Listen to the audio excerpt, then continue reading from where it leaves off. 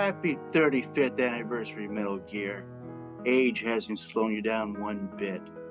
And the memories we've had over these years. You complete me. The late nights, the early mornings, the playing games deliriously. The best love is the kind that awakens the soul, that makes us reach for more, that plants a fire in our hearts and brings peace to our minds. And that's what you've given me. That's what I'd hope to give to you forever. Happy anniversary, and to many more.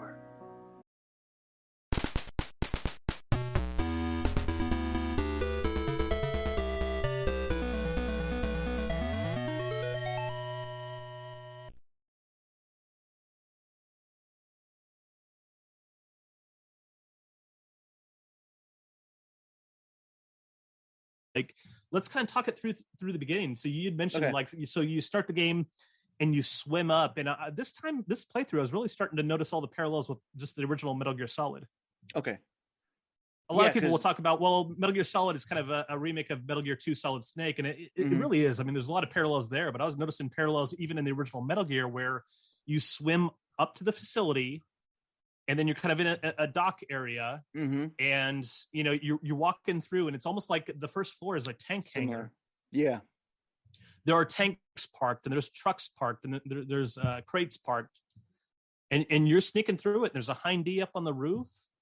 I was noticing a lot of parallels, and there's a prison in the basement. Which would, I would say, like, keeps going back, like almost every snake is captured and put in prison, and this is where it began with those tales, basically, like, because you do have to get captured to find Gray Fox. And that's part of the flavor of it, this espionage genre, where like getting captured is part of the job. I don't want to skip ahead to it, but yeah, when you get captured in Metal Gear, you end up in a prison cell, and like Big Boss on your codec, you still have it somehow. He's like, infiltration successful. And it's like, oh, I thought when I just entered the base on screen 1, I thought that was the infiltration. I thought that was a success. Like, but you swim up, I think Mitchell Hammond, was it Mitchell Hammond who'd said like it was kind of like Apocalypse Now, where Wood pops out of the water, and like he's going into this facility to kill Colonel Kurtz, who's gone crazy and rogue. I wanted a mission, and for my sins they gave me one. Brought it up to me like room service. Snake, you pop up out of the water and you're looking at outer heaven, and you don't know it, but you're going in there to kill your commanding officer. And after you pop up, I mean, presumably like he had his scuba equipment on, he kind of swims over behind some crates and pops up again. And he gets the radio from Big Boss, and he's like, your mission is to infiltrate outer heaven and make contact with our missing agent Gray Fox and find their ultimate weapon, Metal Gear. This is your mission, should you choose to accept it. And you climb the fence, and you're on the dock, and you head into this open garage door. And I really want to hear your perspective, because you just played it for the first time within the past week, right? Yes. Well, yeah, I've been trying to, like, with my schedule. So and everything, you were on floor 4-1, building 1, the original Metal Gear, for the first time in the past week. I mean, like, what did you feel as you headed into outer heaven? And I'm sorry. I flashed back immediately to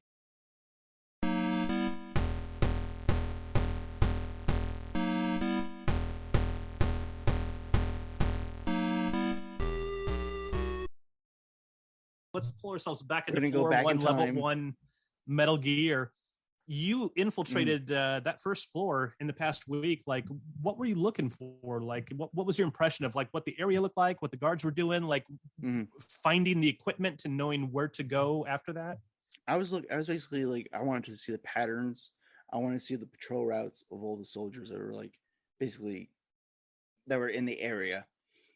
So my first instinct was to go right. Like, yes, and that's everybody's first instinct. Because when you go in there, you're like, okay, I'm going to go to the right real quick, because I assume going right would be the detour, and going forward would progress you further in the level. Yeah. And then I think it ended up like me like getting lost and getting stuck, and I had to like go all the way back. Well, it's a dead end. If you go to the right, it is. You have to pass a couple of guards on patrol, and then you go to a dead end where there's a door that you can't open. Exactly. And then I actually kept walking into the door thinking like it was going to activate. And I said to myself, like, wait a minute. Oh, yeah. I need a key card. And that's when I started I started like going into like the trucks. So I was like going backtracking. Did you though? Because I remember you sent me a screenshot. You were on the screen past the trucks. Yeah. Where you're in the dirt courtyard, there's the fence and there's the dogs, and you're like, I'm lost. Like, I don't know what to do. And I'm like, well, the only way to get on the screen that you're on is to walk past the trucks. Did you not go inside them? Like, did you just think they were there as set decoration, or did you actually? No, I knew you can go in them because I saw like guards coming out of them. What happened was I went into one of them. The key card was there, and for some reason my brain didn't click that was a key card. I thought it was a landmine. Fair enough. I mean, it's this great thing that's red. It's like, well, that could be like a bomb or a trap or something. Because by then it's like I already got caught like several times. Because I would actually like try to like sneak up onto the soldiers, and then just in that split second they would turn and face me. And instead of going like one alert, they go automatically to 2.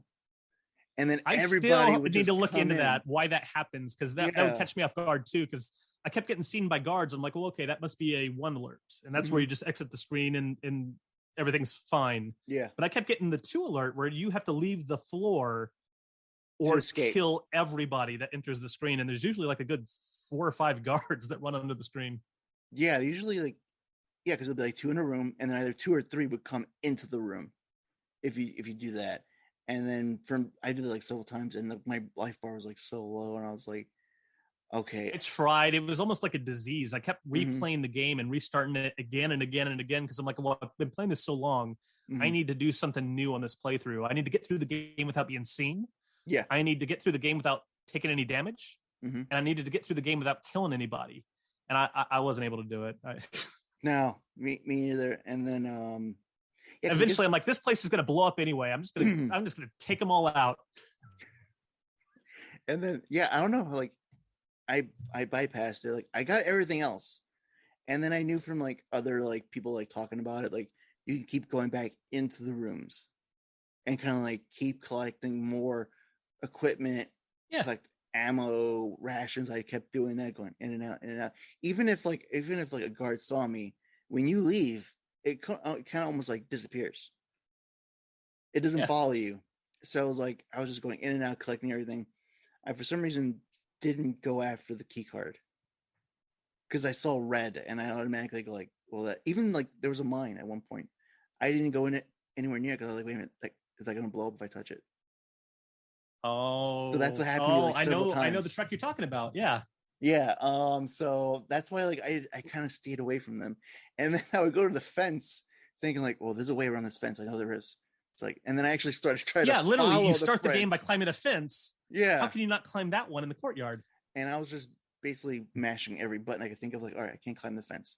So I thought maybe if I can attract the dogs, they can maybe either like break through the fence or climb underneath it, and then I can climb when I beat them.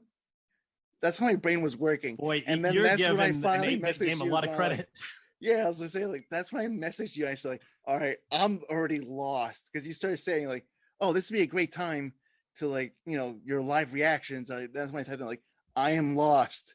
It's just another great thing, like playing on the computer. I was doing both. I was like on the computer playing the game and on Twitter, talking to you. I was like, I'm already lost.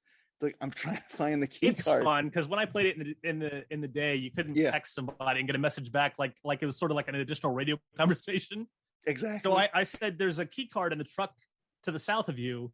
Get it and make sure you check every door on the floor. But then I feel like he messaged me later and said, okay, I got the key card, but I don't have a gas mask for the gas room. So did you not go back to that dead end? I kept going back, and then for that I contacted like Schneider, which How did you do that though? You can change the well, yeah, you can change the frequency, but the thing is, when Big Boss says contact Schneider, he knows where the gas mask is. You're already. I'm like, well, what's the frequency? The game tells you like the frequency. I think it was like one. Really? It was like 120 something .13. No, 73. I missed it. Big Boss tells you Yeah. twice to call Schneider, and he doesn't give you a frequency. And then later in the third floor, you rescue a prisoner who's like, call Diane. Diane's frequency is 120.33. And it's like, well, the prisoner knew Diane's frequency, but Big Boss, he told me to call Schneider twice and didn't give me the frequency to do it. So like I immediately, as someone who's played the series, a lot, and I mean, you already knew Big Boss was a bad guy, but I'm like, maybe Big Boss is trying to sniff out the resistance members. Exactly. And he's trying to use you to make contact with the resistance so he can kill them. So that was sort of my interpretation, but I didn't see where he gave you the frequency. No, I don't think it's Big Boss. I think it's like one of the prisoners gives you Schneider's frequency. I must have missed it. I don't know. I'm so bad about listening to the prisoners. Yeah, exactly. Because you save so many prisoners. Sometimes like there's like that, basically like the icon. There's going to be additional dialogue after I'm saved. And it's like, I wish they would have gave these prisoners like at least like a number or a name so I can remember, but it's like prisoners. There are prisoners that you save. That's like they say, I'm saved. And then it's like, well, I mean, sure, I untied you, but if you go on the left side of the building, there's a gas room. And if you go on the right side of the building, there's an electric floor. But good luck. You're not saved. And then I hope like they like got out after everything. Yeah, you untie them and they get out on their own. Yeah. The only question I have is how come Gray Fox didn't tag along and help you after you saved him? You know what? You would think like that would have been the case. Like that would have been a good like add second player mode. Yeah. And you can have someone else like basically like with you in the screen running around going like, I can't get to this guy, like loop around and get him. I think you're onto something. Like the people who made like what was it, Unmetal? Yes. If somebody makes another game that's like that, that's inspired by Metal Gear, put like a second player in there or something. I bet there's a way to do it in a real clever way. It was like a combination of you and your knowledge of these games and playing Unmetal got me to like, because I was kind of like hesitant and actually kind of like a little scared to play them. I was like, wait a minute. I was like, these aren't like the modern games. Like it's gonna be a little harder. Like I remember those days. Those days were like really tough. People were contacting me on Twitter. They're like, make sure you like reference a guide. And I'm like, why? Like you just explore and eventually you're going to find the next key card. And then you go back and check all the doors again. I mean, it's. Yeah, because as soon as you told me like go on every floor, check every door, that's immediately what I did. Even if I didn't have like the key card that could open it, I would be like, all right, I can't open that door. And it kind of like put it into my mind, like, okay, it's trial and error, and to me, it makes the game more fun than if you played it like 7 times in a row and you've kind of memorized what key card goes to what door and where you should ideally go first to proceed the quickest. Like to me, I like to let a few years go by, and I like to kind of forget the details and kind of like struggle to get through floors. That's more fun for me. So like game wise, okay, so the guards in front of the elevator on floor 1, building 1, they're like, okay, shift change, and then they leave the screen. You get on the elevator, you go up to floor 3, and you kind of elude some cameras, you rescue some prisoners, you go through the gas room where Big Boss is like, contact Schneider for a gas mask, but he doesn't give you Schneider's number. Exactly. But ideally, you should already have the gas mask anyway, so it never even occurs to you to try to call anybody. And then you leave, and when you rescue the next prisoner, they're the ones that let you know, hey, Gray Fox was captured 3 days ago. He's unharmed. But he might even tell you at that point that he's in the basement. He's they say he's like in an underground cell, I think. Yeah. But you're making your way through the base, and there's some crazy rooms like you'll go into, and there's like a rolling pin that's going back and forth. Yeah.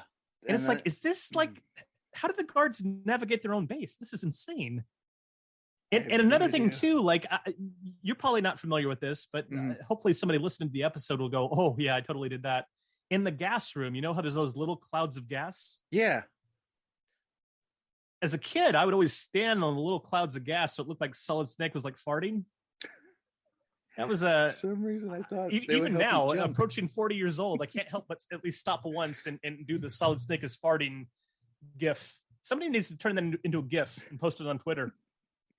On my first playthrough, I thought like, because I didn't have the gas mask and I went in the room, I thought they were like pockets of oxygen to go on and like breathe. You just like put your mouth up to it and was like, I'm gonna suck in this air that's blowing out that's colored. I was like, no. I was like, wait a minute, what if they help you jump? And like I said, like I'm like given like because all these like retro games like being It's made fun now. to hear this stuff though, Yeah. because you're hearing it from the perspective of somebody who knows the series, knows the characters, knows the tropes, and yet they're experiencing Metal Gear for the first time. And it's like, well, what is that perspective? What does that look like? Because the first time I played Metal Gear, I was probably 4 or 5 years old, and I don't remember the first time I played it. It's all melted together in my head. Yeah, because like going back to this game, it's like I almost like time traveled in my mind, going back to like the NES days, and I was kind of like in that mindset like as a little kid. I was like playing this game, and I was like, and that's why I was like messaging you, going like, I'm just having a blast. Like even if I'm lost, like I'm having a blast running around this place. You find key card 2 and you go back and you get some remote control missiles, and then you blow up the control panel on the other end of the room with the electric grid on the floor. Yeah, which again was another thing that they used in Metal Gear Solid. Yeah, for a very iconic thing from the series. And then you find the prisoner who says, "Okay, here's Diane's frequency," and you call Diane. And then what was your impression of that first phone call with Diane? Steve answered, and I almost want to say like, "Hi, Steve." Who do you think Steve is? There's some debate over who Steve is. I think know. The most consistent thing people say is that, well, that's Diane's brother, Steve. Oh, but was he? No, I'm thinking of Jennifer. Yeah, Jennifer has a brother too. Yeah, I feel like Steve is like just a one-night stand. Yeah. Well, then you know what? He gave me an answer saying that that Diane went out shopping. Right. And I was like, kind of funny. What?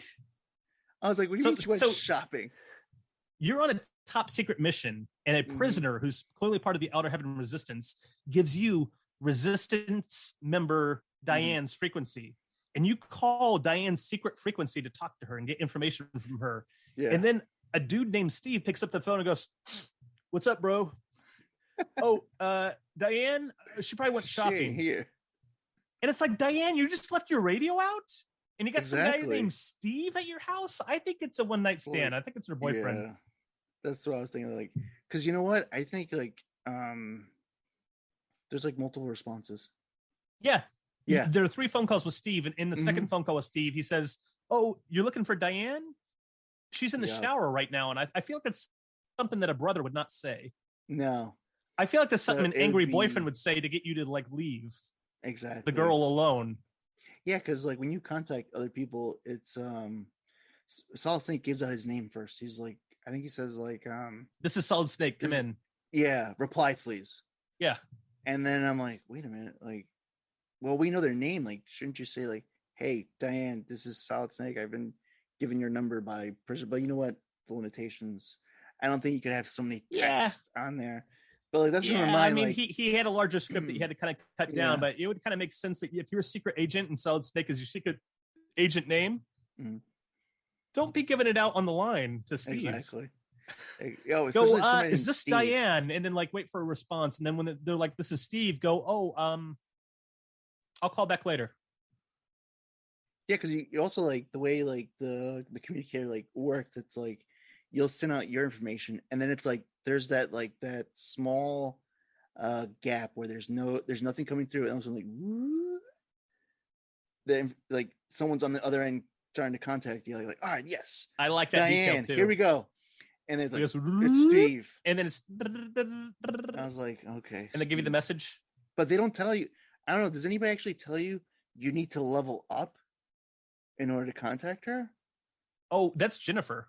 We'll get to Jennifer. Oh, okay, that's a whole different woman to deal with. I was just like, I think I may have like slipped that one.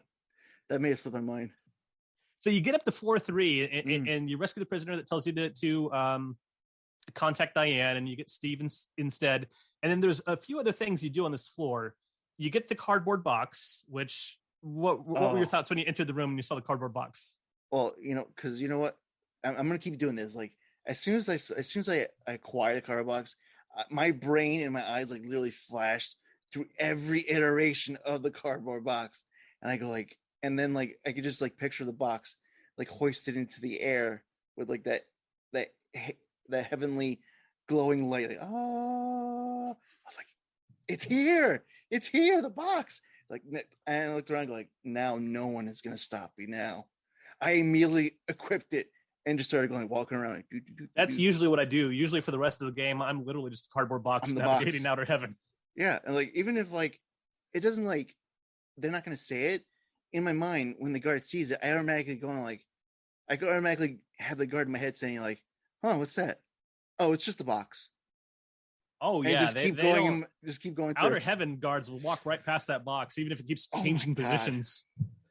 I was gonna toy with like, I wonder if a guard can walk into the box and what would happen. I never tested it. Yes, that happened to me. I misjudged their path, and I was in the box. Yeah. And actually, 2 guards had walked up to me, and they were both standing on top of me at the same time. And I'm taking damage, but they don't notice you.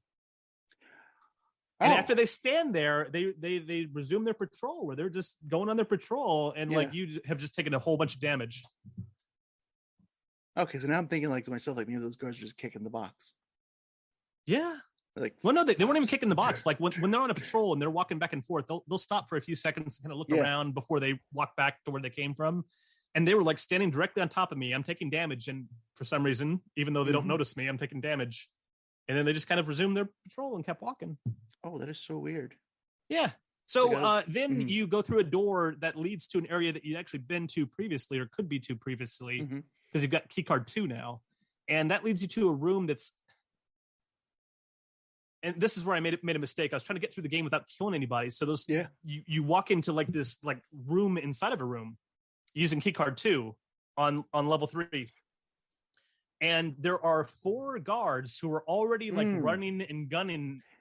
Yeah, it seems like at each other, like they're having target practice in this room behind crates. Exactly. And you walk into the middle of it, and they're just immediately attacking you. And like, because I was trying to get through the game without killing anybody, I didn't kill them, and therefore I had forgotten that that's where you get the silencer when you kill all 4 of them. Yeah, so I had to go through the game without a silencer, and I'm like, gosh, it seems harder this time. I don't remember Metal Gear being so damn hard because I didn't have the silencer. I was going to say, like, you basically described what I was going to say. Like, as soon as I walked in that room, they were shooting at each other, and I go like, oh, this is the practice room. And I immediately get spotted, and I go like, oh, crap. And I immediately my brain goes to what that logically has to be. And I'm like, this just seems like they're target practicing in a room. Yeah, since she's like, that's the room they're looking to acquire the silencer as well. Yeah. I kind of like put it together, like, this is the room where they're basically like either target practicing or it's a trap. It's either a trap. That was probably my first a trap, thing. but it's probably a trap. It really felt like target practice. Yeah, because like they were shooting at each other when I walked in before I got noticed. Like in that minor split second when you leave to go into that room and then the next room like loads up, I already see like gunfire.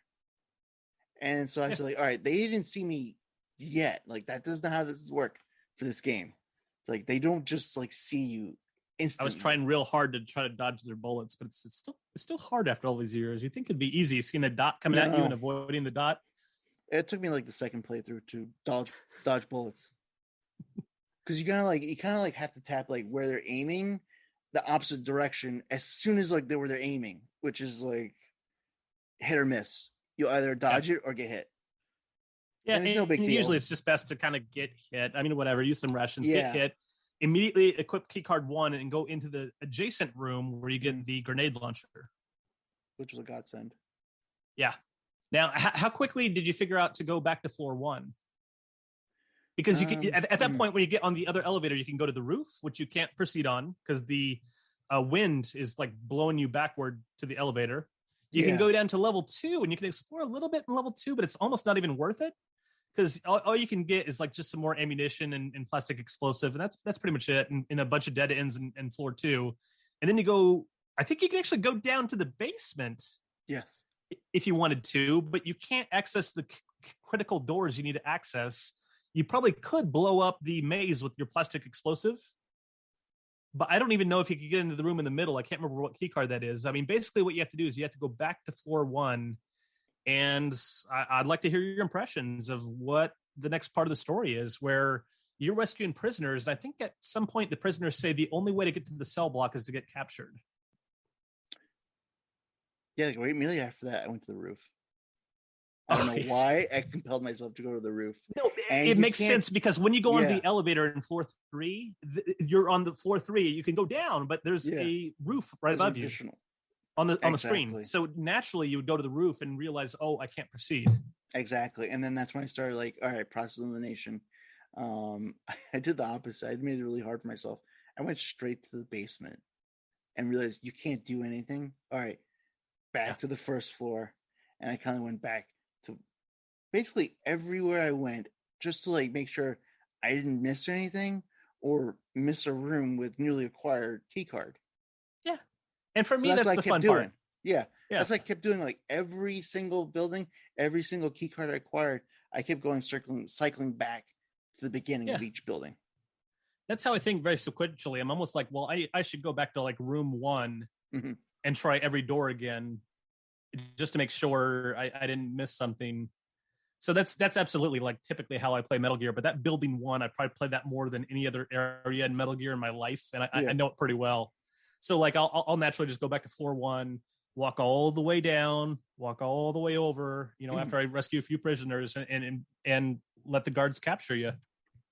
Yeah, because like you have to like stock up on all your like everything that you can get. Like you need to stock up on bullets. Yeah, every time you go up in rank, when you rescue enough prisoners, you go up in rank, you get another star, and suddenly you can hold more weapons, you can hold more ammunition, you can hold more rations. Yeah. And then you get captured. I mean, what did you think? Like, was there like a part of you that's like, oh my God, this is so cool when 2 guards suddenly say, hold it right there. Well, you're under arrest. But before that, when he told me how to get captured, I immediately ran up to a guard to get captured. And I was like, that's not how it works. And I quickly knocked him out. Exactly. I quickly knocked him out. I was like, all right, let's start again from the drawing board.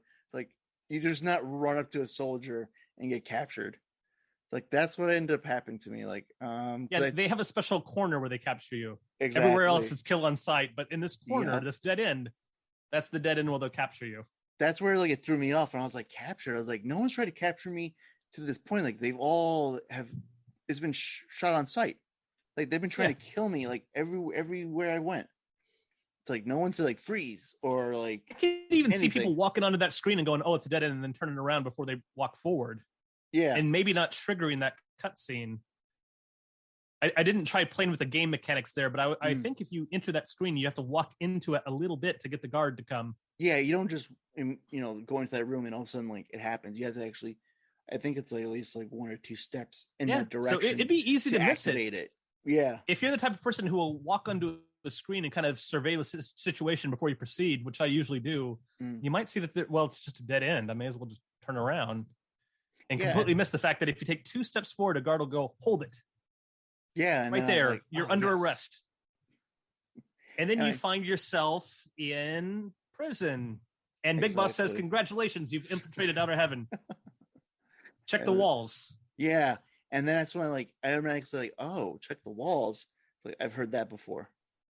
And I started punching every single wall.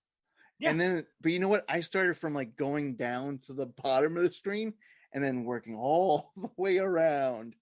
It's funny, really even though I know exactly where to punch on which wall to punch it, I'll still go to the right and punch the wall and work my way down and work my way across the bottom of the screen and work my way up the left side of the screen until I get to the spot that I instinctively know is the right spot. And I don't know why I do that. I think it's just a sickness. Yeah, that I like to live the fantasy so much that I'd like to pretend that it's still my first time playing Metal Gear. And you know, and this is before we get plastic explosives. So Solid Snake is punching no. Wall, right? You have plastic explosives at this point, but your equipment's been taken. When you're taken prisoner, they take your stuff away. Right, I forgot about that. Your stuff is taken. Yeah. So I'm thinking to myself, like, all right, even if I find the wall, how am I going to get through it?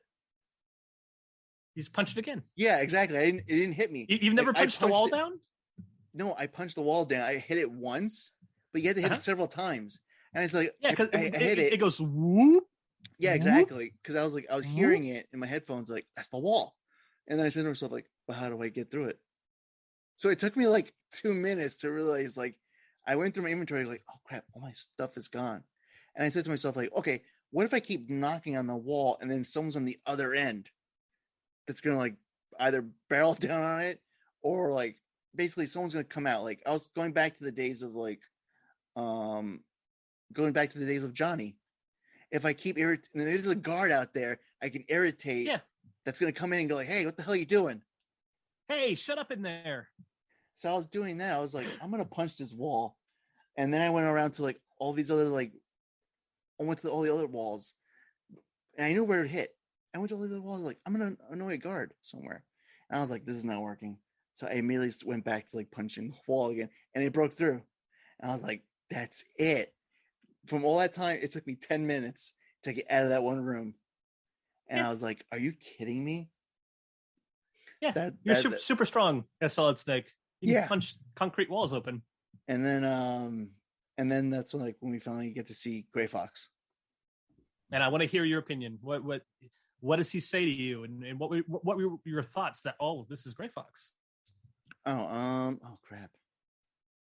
I'm drawing a blank. Oh, it's okay.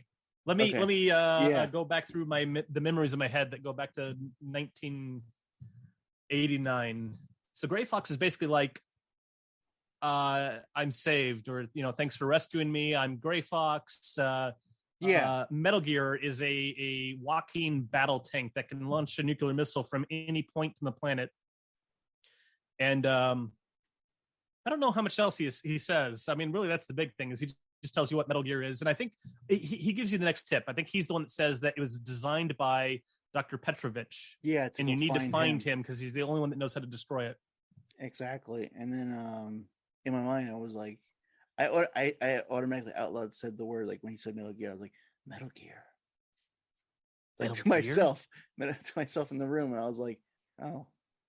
Like, you know of the Metal Gear project? And I was like, no, this is my first Metal Gear mission. I thought maybe like you can keep going back to him and he'll tell you more information. That would be cool. That would be cool for an updated version of the game. Yeah. But unfortunately, this is the one and only conversation before he disappears forever. Yeah, because you know what? There's no context to like how far he got into the mission. That's true, but he's captured in the basement of Building 1. Mm-hmm. He got captured 3 days earlier. Only the prisoners in Building 1 seem to know about him. In fact, they even hint that Petrovich was being stored in Building 1 until he got transferred to Building 2. Mm-hmm. I bet he didn't get past the first building, if we were kind of just speculating.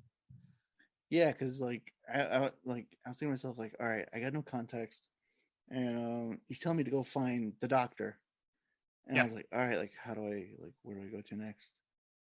And I was like thinking to myself, like, how do I get out of the room again? Well, you just open the door. Yeah, exactly. I was like looking around, going like, how do I get out? How do I get out? How do I get out? But for some reason, my computer, it was just like not showing me the door.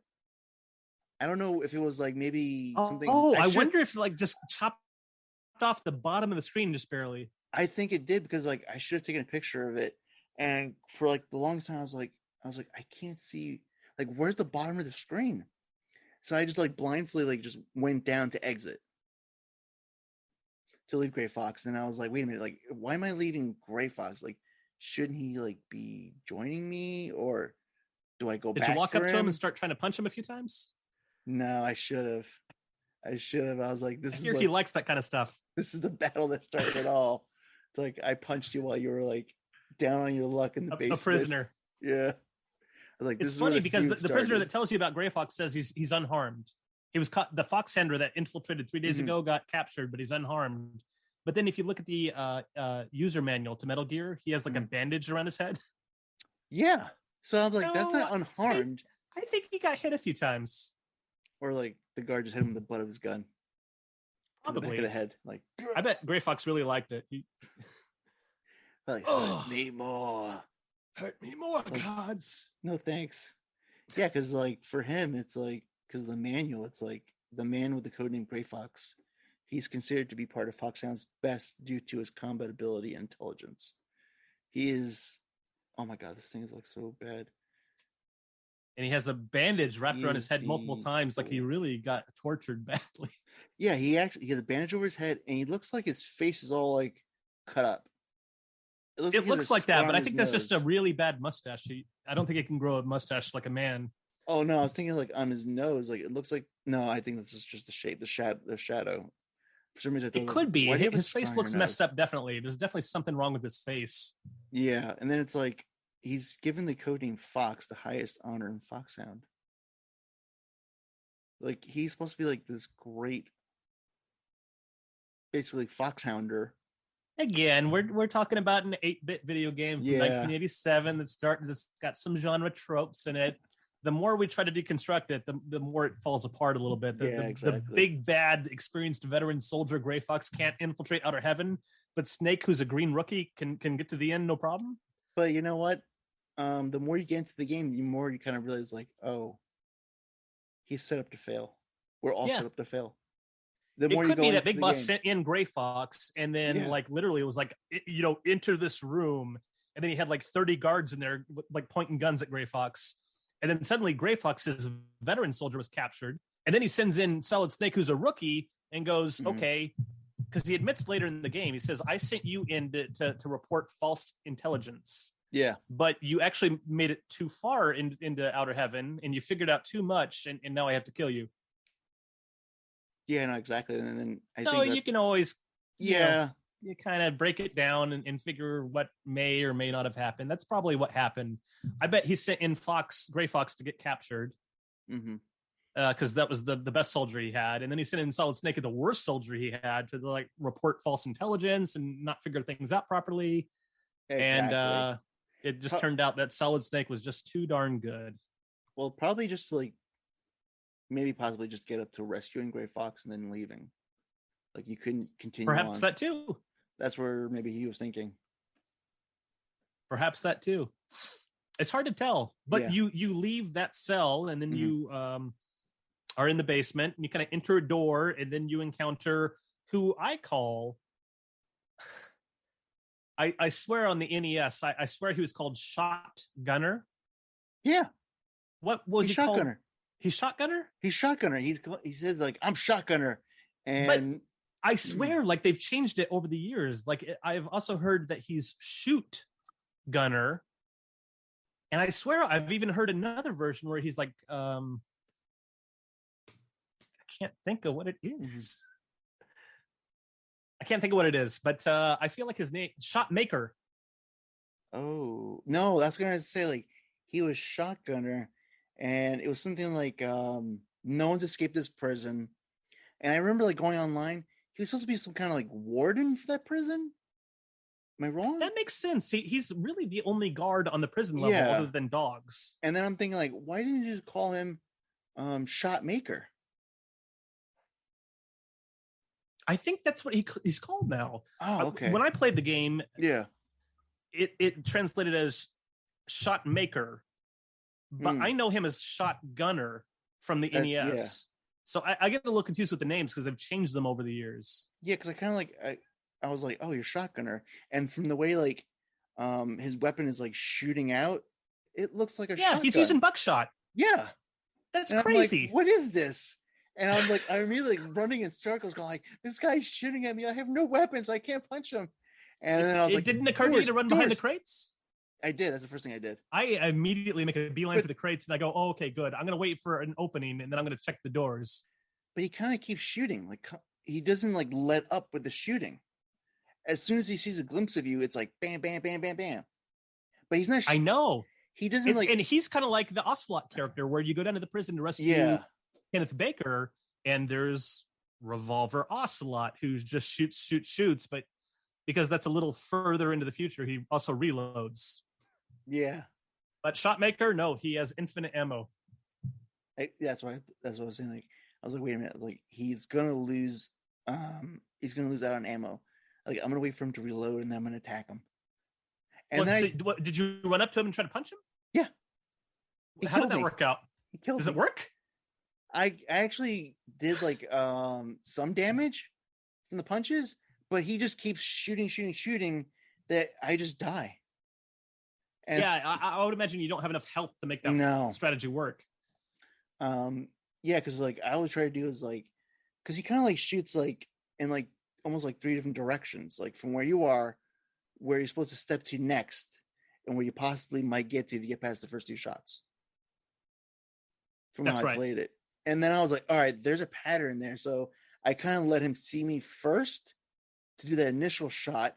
And that's when I was starting to run after him to attack him. And then luckily, like for my mindset, like I am like a worrywart when it comes to like saving. Cause I'm always thinking like, my system could break, I could shut down, power could go out. Let me save. I think you reported that on your first playthrough. I asked you how's the progress coming along. I think you said your laptop died, and yep. And I saved before it happened because like my screen started like the brightness started changing rapidly, and I was like, okay, I'm gonna save real quick because I think my laptop's dying, and I didn't plug it in. And in my house, I have a 15-month-old, and we don't have like any outlets or like we can get to like quickly.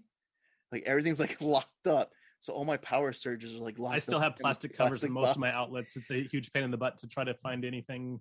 Oh yeah, outlets are covered, and all my surge protectors are in a plastic box with like 2 bolts on each end that I have to like unlock at the same time to like open it. So I was like, I didn't even have enough time to do that. So yeah, every time when I play this game, like if I get to a milestone, I'll just save, just in case I have to stop. And I saved as soon as I rescued Gray Fox, I saved, and that's when I kept like returning as my like return point. I was like, all right, that strategy didn't work. And it took me like 3 times to realize like I should go to those doors. Because I think Gray Fox gives you a card. No. He doesn't give you a card. There's 2 doors below Shotmaker, and one of them has your equipment and the other one has key card 3. Oh, right. Okay, so they're open doors. All right, so you get your equipment, and what was your strategy for attacking him? What weapon did you use to kill him? I used the missile. Good choice. Because you know what? Okay, 3 times to attack him without weapons, 4 times to attack him with weapons, because I actually stood my ground with the machine gun, and I was like, I'm going to blow you away, shotgun boy. And then I died. I'm sure there's a lot of kids who did that very strategy when they were kids, but like me, I'm like, I'm going to hide behind the crates where he doesn't go and can't shoot.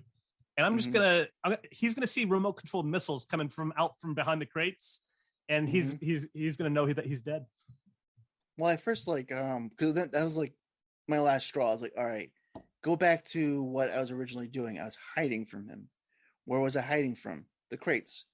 And then for some reason, I thought, like, if I shoot the missile, will he move to a different part of the room? But he doesn't. He just stays in one spot. So it's just like the missile comes out, like I'm going, and then I know. I'm not like, I don't want to break. And then that's the end of Shotmaker. Yeah, the person who says like no one's ever escaped this prison. And you're like, well, guess what? Did anybody ever check the doors for the confiscated equipment? Probably not. They're probably like, let me just wait till this guy to like reload. Oh, never reloads. Damn. He's not a very good warden. The door to Gray Fox's prison cell is unlocked. You can just open it. The door to your equipment room where your equipment's been confiscated is just open. You can just grab your equipment. The only thing clever he may have done is he put a transmitter in your equipment. Yeah, which that was the first thing that I saw, like when I got my equipment back. I went through my inventory. Did you grab it immediately? Yeah, because like that was the one thing like I don't remember picking up ever before. And I was like, why is there, I think it says you said bug. Sometimes it says bug. Sometimes it says transmitter. Bug. Mine said bug, and I was like, that doesn't belong there. And the moment you click on it, it just goes away. It disappears. So I assume, you know what that does, though, right? What is it supposed to do? I was going to ask you that. So I'm a sucker. I'm always like trying to not use rations, and when I get my equipment back, the first thing I do is equip the missile and kill him with the missile, and then I usually equip my pistol or plastic explosives and work my way through the basement. But once you get back up to one of the floors in building 1, the guards on the screen are immediately alerted the moment you enter the screen, whether they see you or not. Oh, okay. So you're walking through like any of the levels, and like just suddenly all the guards go into alert and start chasing you and shooting at you. Yeah, what is going on? Like even me as a veteran of the game, sometimes that catches me off guard. I'm like, what is going on? Oh, the bug. That's right. Bug. Yeah, like and then harkens back to like, harkens forward to the third one, where I think you actually do have like a bug on you, a snake. I don't remember that, but I look forward to playing it again and remembering. You have to dig it out with a fork in your body, I believe. Yeah, I forgot who puts it on you, but someone puts it on you when you get. I bet it was Ocelot. Yeah. I'm willing to bet it was Ocelot. So it's like all these things, like from the beginning, like they're all like kind of like repurposed, retooled, and reused for the later generations. It's cool. Like, but Kojima's like, okay, I can do this in a more interesting way now on, newer hardware. And it's always fun to see the evolution, like where it began with the original Metal Gear and like where it'll eventually go to with latter games. Like, hopefully we won't forget to discuss anything, but I swear there's like things that happen in the original Metal Gear that you don't even see again in the series probably until like Metal Gear Solid 5. Off the top of my head, I can't think of any examples, but I'm sure there's something in there that's like, oh yeah, you don't even do that till Metal Gear Solid 5 when he tries to do that again. Off the top of my head, though, I can't think of anything. Wait a minute. Like, was there something? I think there is. I'm thinking of something really specific, but I have forgotten it in this very moment that we're talking. That's always. I'm sure it'll come to me after we stop recording, and I'll go, "Damn it!" That's always the case. That always happens. Yeah. But all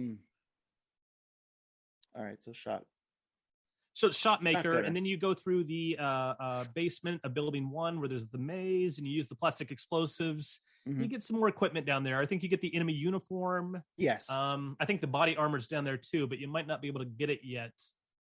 You can get some weapons refills down there. I think there's plastic explosives and ammunition down there. I can't remember what's in the middle of the maze. It might just be another prisoner. I think it is another prisoner. I think he's supposed to like I don't know if he tells you like another person to contact. Probably. Does he tell you to contact Jennifer?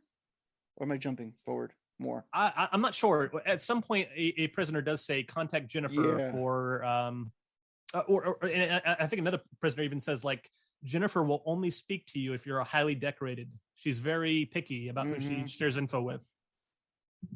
Yeah, because like some of the prisoners are really chatty, and they'll tell you like almost a lot of information. They usually give you information on like what you need to proceed next in the game. Yeah. I can't remember exactly what happens there. I don't think it's too terribly important to the plot, but like you basically, once you get out of the prison area, you kind of almost have a run of the base, except for keycard 4. You have keycards 1, 2, and 3, and suddenly you can go into where you're supposed to go next, which is kind of floor 2, where you can look around, you get the infrared goggles, you rescue some more prisoners, your rank goes up, and you fight the machine gun kid. Oh my god. Yeah. I kind of wish like these like bosses had like either like ironic quips or like some type of quips like after their names to kind of like keep going with it. Especially they're usually like, I'm the machine gun kid, you will not proceed. Die. Yeah, it's usually, it's like that because like I think I'm trying to remember like what he says, like I'm a machine gun kid. I think he says like I'm the best. He might say something like that. Yeah, I guess it depends on what version of the game you play, because they always tweak the dialogue and make it like a little more interesting each time they translate it. That's what I noticed. Like even though like I got like 2 different versions, but they both say MSX on it. They both kind of like almost like start up the same. The PC one versus the one I have in PS3, like the names are kind of like you were saying like Shotgunner or Shotmaker. The names are actually do change between the 2 systems, because like the one Machine Gun Kid is one of the few ones that doesn't change, I think. No, it's kind of like iconic for this character, like for Machine Gun the Kid. Nintendo version or the translation of the MSX game that was like fan translated on ROMs and emulators, or the one you played on Subsistence. He's never changed. He's always been the Machine Gun Kid. Yeah, and then I was gonna say like the layout of the room. Can you like describe it again? Yeah. Basically, you enter a room that has like aisles. Yes. There are 3 stone pillars that run the length of the room, up and down. Yeah. He's on the north side of the room. You're on the south side of the room. And how did you take out the Machine Gun Kid? Well, for him, it's like because I was trying to remember like the layout of the room, because like for him, it was just a shootout with him. I was just waiting for him to kind of like bust out and like start shooting, and then I would just like match like what he was shooting at me and just like eating rations like constantly. So for him, it was just like shot for shot. We were just going at it, and like I could have like maybe like cheesed the game. Like I could use the missile to like but I wanted That's to like the way to do it. Yeah, but that's the way to do it. Pull out the remote control missiles and take out the machine gun kid. I kind of wanted to struggle. I was like, I want to struggle. I want to fight this kid. That's fair enough. I remember stories from my youth. I think my brother, he was like, we had like a Nintendo controller that had like a turbo button, I want to say. Yeah. And I remember him describing like flicking the turbo button, equipping his pistol or machine gun, and just like running to the top of the room and just taking out the machine gun kid almost instantly with turbo. Oh, yeah. But I have always used the remote control missiles to take him out. I don't think he's ever gotten a single point of health off me once over the last 30 years. Well, I'm going off my first initial playthrough. Like the ones after, it's like, all right, now I know what to do. Now I'm just going to use the remote control missile on every human I encounter. Yeah, exactly. But like I also get I want to get into the story and everything. I was like, I'm gonna have a shootout with the kid. Yeah, it was almost like kind of like a Western. It was like because the fact that he called himself machine gun. Forget machine gun. There's no machine guns in a Western, but like kid. Yeah, kid is in his name. Like all right, Billy the kid. Yeah, so I'm like, all right, is this guy supposed to be like kind of like the rebel of the group? Like, is he gonna like we're just gonna have like an old fashioned kind of like submachine gun shootout on this floor where everybody should be able to hear? I mean, if when they make the Metal Gear movie, they decide to adapt the Outer Heaven incident, yeah, I think that's how that scene should play out. Like two guys armed with machine guns and who's more talented. Pretty much. Yeah. It's like, and then yeah, and I keep going back to with Westerns, I got another Western thing here. It's coming to me. I had it with the first Revolver Ocelot, who was full on Wild West, from his wardrobe to the weaponry.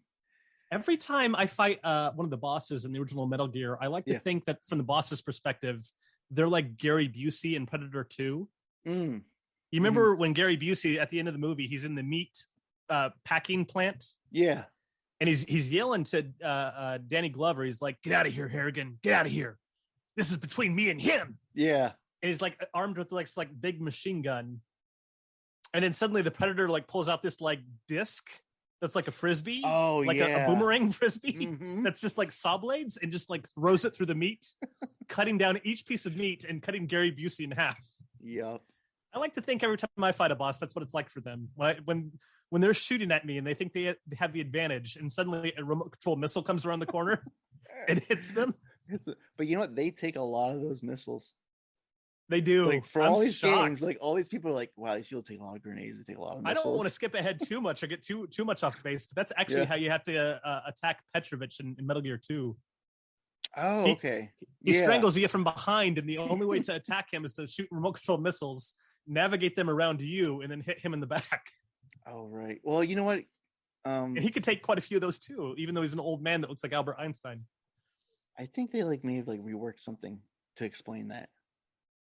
Maybe. I think I was shocked when there's references to him in later games with yes, I'm Raiden and I'm a cyborg ninja now, and Dr. Madnar made me. I'm like, what the fuck? But I blew up his back with remote control missiles.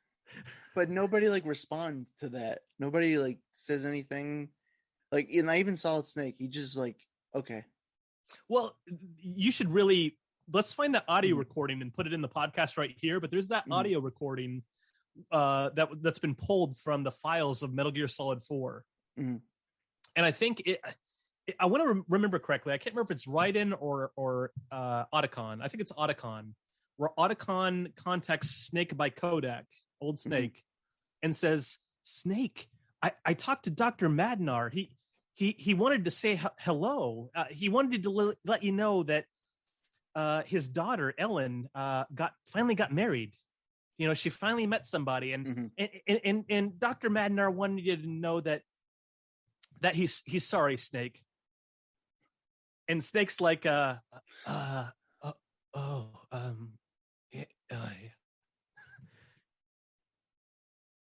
Dr. Madnar offered Sonny and Naomi his full support. He's going to lend them a dialysis machine. No charge. Good to hear. I hear you saved the doctor and his little girl back at Outer Heaven. Yeah, I remember that. Always good to help others. That reminds me, Madnar wanted me to tell you, His daughter Ellen is married now. Kids, too. 3 of them. One more thing. He said to tell you he's sorry. He tried to kill me, and I blew him up with remote control missiles. Yeah, he's saying it's okay. Like that doesn't. But you know what? If you're going to I was gonna say I will pull that up and I'm gonna cue it around here. I think we're also to believe if you're going to 4, we're to believe that with the rapid aging, I think his mind. Maybe a little bit. He's like taken. Dr. Madnar. Who the hell is that? I'm like the guy who tried to kill us. Honestly, when the series started referring to him as Dr. Madnar, even I was like, who the fuck is that? Like, I remember an Ivan Petrovich. I don't remember a Dr. Madnar. They kind of do that. But apparently they at some point they switched his name around, because in Metal Gear, it's Dr. Petrovich. In Metal Gear 2 Solid Snake, it's Dr. Petrovich Madnar. And then by the time they start referencing that character in the Metal Gear Solid series, they just call him Dr. Madnar. Yeah, I think. Now, I have a theory about this. Here's my theory. Yeah. And I proposed this on Twitter and said, well, how does this make sense that his last name just changed? My theory is that he's gay. He has a daughter. I think he maybe had a wife at some point and had a kid. Yeah. Or maybe he adopted. I don't know. But I think he's actually gay. And I think later in life, he married a guy named Steve Madnar. That's probably Steve. Yeah. And because he was a professional doctor in the community of robotniks, I think he kept his last name hyphenated for a while. I am Dr. Ivan Petrovich Madnar. And then eventually, once people knew who he was, I think he just went with Dr. Madnar. I can see that. That's the only explanation that makes sense to me. Yeah, because there's been so many times they've gone to the past and kind of changed everything to fit the future. Yeah, when we play the next game, you'll see that you'll be surprised because Master Miller's in Metal Gear 2, but he's Asian. Yes. And then in Metal Gear Solid, he's a white guy with blonde hair and glasses. And then he remains that throughout the Metal Gear Solid series, even though in Metal Gear 2 Solid Snake, he's like an Asian guy. Yeah, and I think I think it goes all the way to Peace Walker, where we're told his backstory. And he's from Japan, and they incorporated that into his backstory, even though they've kind of whitewashed him a little bit. They still kept his heritage kind of Japanese. Yeah, I mean, I think so. It's good that they tried. Yeah, and it's probably another reason why we need to update the originals. Maybe. I mean, a lot of people like to give Twin Snakes crap, but it did seem like Twin Snakes tried to iron out the continuity a little bit. I remember at some point in the Twin Snakes, somebody calls Ocelot Shalashaska. Yes. Which I don't think they do in the original Metal Gear Solid, and he wasn't actually ever officially called that until Metal Gear Solid 2. Yeah, because I think the torture scene. Yeah. I think in Twin Snakes, he refers the code name, not the code name, but the nickname he was given for what he's done in torturing was Shalashaska. And it's a fun way to go back and kind of smooth the continuity over. You kind of like Mandela affect it, because you play the second one in order to go to Twin Snakes, and you forget about that. Yeah, that was never in the first one for PlayStation. Yeah, so it's kind of fun. I mean, that might be a valid reason to go back and remake it. But my feeling is, if you go back and remake any of these games, Kojima's not involved. No, and then people are gonna be in an uproar. Yeah. So they've got his story, they've got his ideas, they've got his characters. I mean, Konami could remake Metal Gear, and I'm sure it'd be a fantastic game, and it'd probably sell really well. But Kojima wouldn't be involved, and as a fan of the series, that's just kind of bittersweet to me. The soul is not there. He's the heart of the series. He's the brain behind the series. You can go back and remake his games because you have the script, you have the characters, you have the character design, you have the level design, you have the music. You have all that stuff. You have the twists and turns. We're going to buy it because we're already fans of the series, but you don't have the original creator there. You don't have that spark. And to me, that makes it a little more empty. Yeah, I know. But you know what? It's kind of like where that thing where you got to kind of almost graduate to his next. That's true. He'd wanted to graduate, with dignity. Yeah. He'd wanted to pass the series on to like his protege and let his protege write and direct them while he kind of produced them and helped out a little bit, but he wanted to move on to other things. And I kind of wish he'd been allowed to do that rather than how things had ended. For the next, like the games afterwards, like I would definitely like, I'm going to throw in the tidbits. Like there was issues for that reason. And it's like, it's even maddening for some of them where it's like, you kind of want to tell people like, it's just a video game. Yeah. Don't go nuts on these people that work on it. Yeah. They're doing it for a paycheck, but they're also doing it because like these keep getting sequels because these are successful games. Yeah. So appreciate the next one. Don't just like automatically write it off because that's happened to so many creators I like. So you kill the machine gun kid and you're pretty much at the point where, you check a few doors, but you're pretty much ready to go up to the rooftop. Mm-hmm.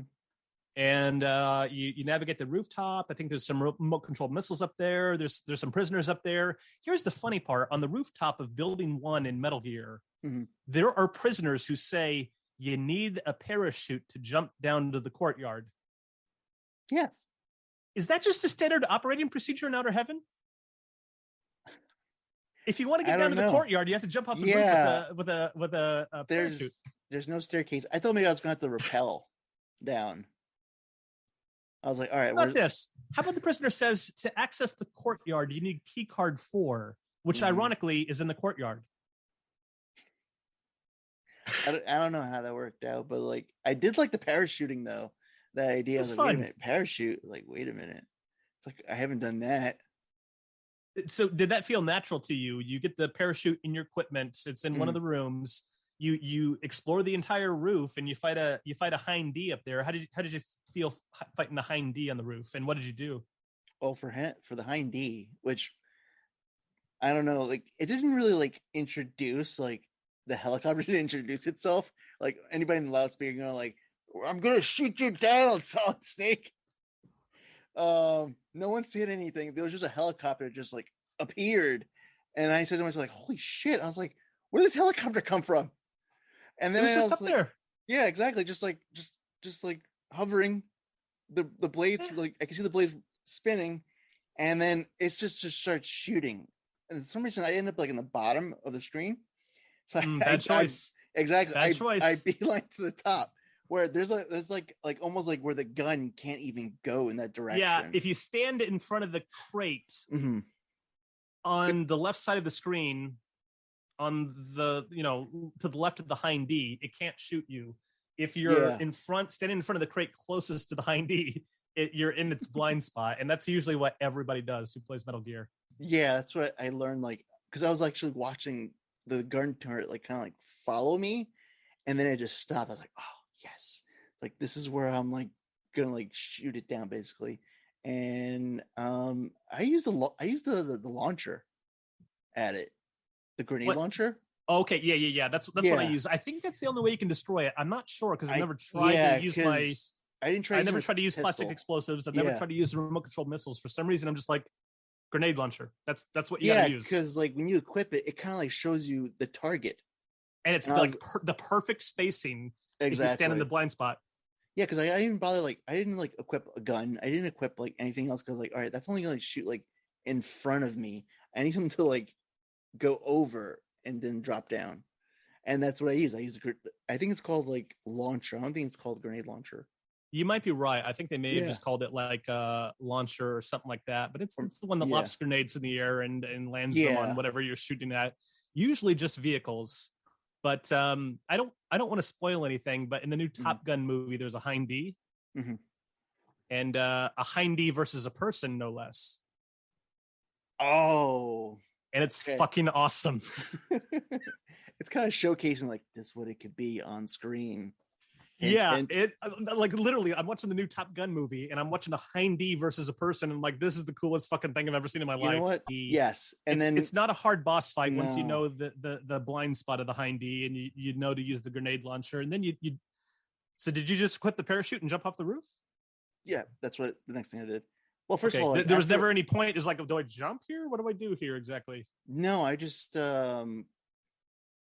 equip the parachute and kind of just like go towards like where I'm supposed to go. And Okay. it does like the animation where it's like it's showing me like falling. But I didn't like you got the parachute that's the same size as you, and there's these giant bricks behind you, and you're just kind of like going down the screen over and over again until you're in the courtyard. Funny story.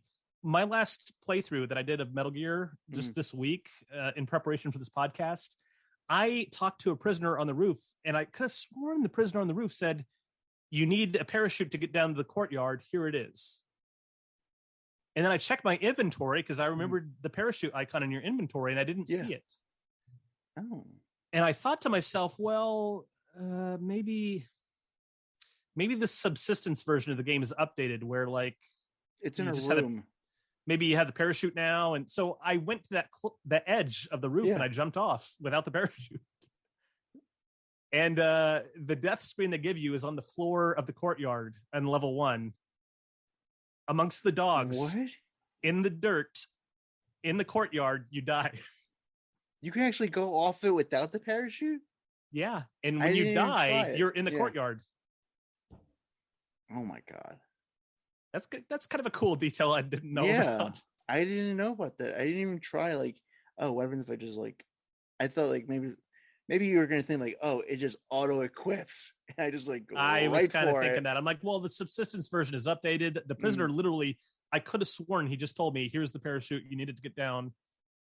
I didn't see it in my inventory, but I was like, well, okay, well, I think I heard him right. I'm going to jump off the roof. No, I equipped the parachute, and as I'm like going down, which is kind of like giving me like Mario vibes. I don't know why. As I'm going down, I could kind of hear like that Twilight song. The background. That's the first time the background is kind of like this flat 2D image that's just kind of bricks are passing you, or you're passing bricks as you fall through the screen, and it's just a fun animation. But you get down to the courtyard, and there's some mines down there too, and there's guard dogs, and there's trucks. And you can check the trucks, and I think that might be where you find key card 4s in the back of the truck. Yes. And then you go to this small room in the courtyard where a prisoner is, and you're expecting Dr. Petrovich, because a prisoner elsewhere in the building had said Dr. Petrovich is being held in the courtyard of Building 1. And you get down there, you go into the prison cell. It's not him, it's somebody else. And that somebody else says, oh, they've moved Dr. Petrovich. He's now in Building 2. So that's basically the point in the game where you leave Building 1 and kind of make your way north. What did you think of leaving Building 1 and going outside and facing the elements of the desert and the natural wildlife?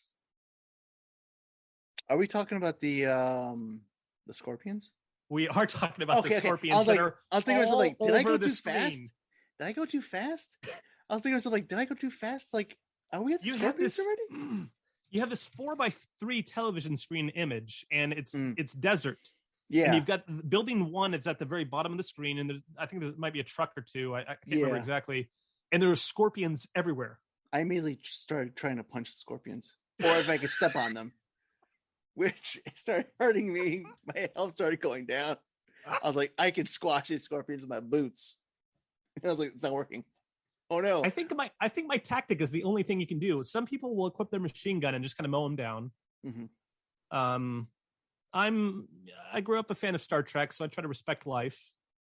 So what I do is I hug the side of the screen, and the moment a scorpion darts at me, I jump to the other screen, to the next one, which is the exact same screen.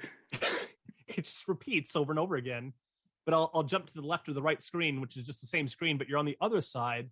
All the scorpions are reset, and suddenly the ones on that side of the screen will start jumping at you. And I slowly kind of inch my way north until I'm past the scorpions. Yeah, that's after like I couldn't like take care, like I couldn't kill the scorpions. I started doing that because I was like, oh wait, when you jump in and out, they kind of like reset, and you got room to run. So that the whole entire time, like running north, it's just like screen. It's crazy. There are like 4 screens of scorpions in desert. And you start to get into this mindset of like, is something wrong? Like I keep going north, screen by screen by screen, and it's just desert and scorpions. And you really feel like that's all it's going to be forever. Yeah. until eventually you get to the 5th screen and it's just desert. There's no scorpions. But then you start getting tank shells flying past you. Oh yeah, I thought they were like mortar shells, like shooting down at me because like they might be. I think 'cause some tanks do have like mortars and stuff, but I can kind of hear like the dropping of them oh, coming. No, Yeah, I yeah, can't yeah. do it with my mouth right now, but Yeah, so that was happening. I was like, oh crap, it's like someone's shooting at me. And I immediately okay, so you get to, there's kind of a yellow brick fence or wall, and there's a tank between them. What did you do, and how did you know to do it? Well, by then I ran out of like missiles. I thought I'm not even sure the missiles work. I think there's only one weapon that works against it, and it was like trial and error. Like bullets can't hurt this tank. So I was like, mines, like where do I place the mines? That was the next thing that came to me. And I thought like maybe from like left to right, I should just drop mines and like kind of go back and forth. And that actually got me killed faster than anything else. So well, sure, because you're running in front of the tank, which has 2 guns on either side shooting at you. Exactly. So then I was like, pick a side and just go like north to south, boop, boop, boop, drop mines, take cover. And from that was the strategy. So it was like the second time. All right. So the tank blows up. It's pretty cool. Mm-hmm. I think it's one of the few villains in the original Metal Gear that you can't use remote control missiles on. You have to use landmines to take out the tank. You go to the next screen, and it's kind of like the front of Building 2. There's some crates. There's some soldiers standing guard. Mm-hmm. You get a call from Big Boss, and Big Boss says you need to put on the enemy uniform to infiltrate the base. Yeah. So you put it on, and they're basically like, okay, you can pass, and the door opens for you. Yeah, because when I walked in that screen, it automatically says like, I think they're talking to each other, saying like, yeah. Somebody from Foxhound they say that there's a Foxhound has infiltrated our base. Yep. It's like, be on the lookout. And I was like, oh crap. And then you get the call. I got the call, and I was like, all right, feed me some information, boss. What do I do here? And then it's like, oh yeah, put on the uniform. I was like, no way that could work. I was like, I think they would know like every single guard what they look like. Well, that's funny. I mean, you're absolutely right. These are patrol guards. They should have pictures and dossiers on everybody in the base. They should know everybody there. Yeah. If you pass them in a guard uniform where you're dressed as a colonel, they should say, Colonel, what's your name? I'm sorry, I need to make a phone call. But they don't. They just open the door and let you right in. Yeah, they go like proceed. And I thought I had to walk a certain way, so I went like very uniform. As soon as he lets me proceed, I just went like straight forward, and then went like straight up. Like I didn't like deviate. I like to run in circles around them a couple of times before I go in. Yeah, but that's just me. That's just me. Now, here's the question I have. Mm-hmm. So the enemy uniform let you get past those guys. Did you try to continue walking in front of enemy soldiers in Building 2? Yes, I did. We're in the enemy uniform? Yes, I thought I was disguised. I was like, yes, like now I can go anywhere I want. Kind of like you're in Granny's lab in Metal Gear Solid 3 and you have the lab coat on with your bandana. Exactly. Did it work? No. Yeah, it doesn't work anymore. It doesn't work. It only works in those 3 guards. Yeah. Now I was thinking to myself, like, why doesn't it work in all these other guards? Like, why can't I just like, oh yeah, that's the new guy. It's like he's reporting in. He's okay. Go ahead, new guy. Keep walking. And I want to talk about Building 2, because Building 1, there's a really good logic to Building 1. Mm-hmm. You swim up on the south side of Building 1 when you first start the game. There's a dock. Mm-hmm. It has a fence. It has tanks. It has crates. It has a garage door, and the garage door has been left open. You go into Building 1. On floor 1 of Building 1, there are tanks. There are vehicles. There's other garage doors that are closed. You get the impression that this is like a tank hangar or a vehicle hangar. Yeah. You go up to floor 2 or floor 3. There's no tanks or vehicles because tanks or vehicles don't drive on floor 2 or floor 3. They drive on the ground floor. There's a logic to it. There's a prisoner area in the basement. There's a courtyard, and on floor 2 and floor 3, there are screens in the middle that you cannot access because, in theory, that's where the courtyard sky is. Mm-hmm. There's a huge logic to Building 1. You walk into Building 2, and there's like a drainage channel right in front of you, right from the get-go. Yep. I try to like, can you like submerge yourself? That's the first thing. First playthrough, I thought maybe I can swim under the water. I was like, how deep is this? That's why I first started doing the water at the beginning is not very deep, right? It's just No. like it comes up to your hips. Yeah, it's very like shallow. And it's the water channel that leads to the door that accesses the rest of the base, which is kind of weird. Yeah, so it's like, where's this? Like, why is this water here, and where's it coming from? And for some reason, when I first walked in, I was like, why is there a swimming pool in the base? Like, what did I just walk into? Like, once you get deeper into Outer Heaven, they're a lot more relaxed. They have tiki torches, they have martinis, they have an open bar.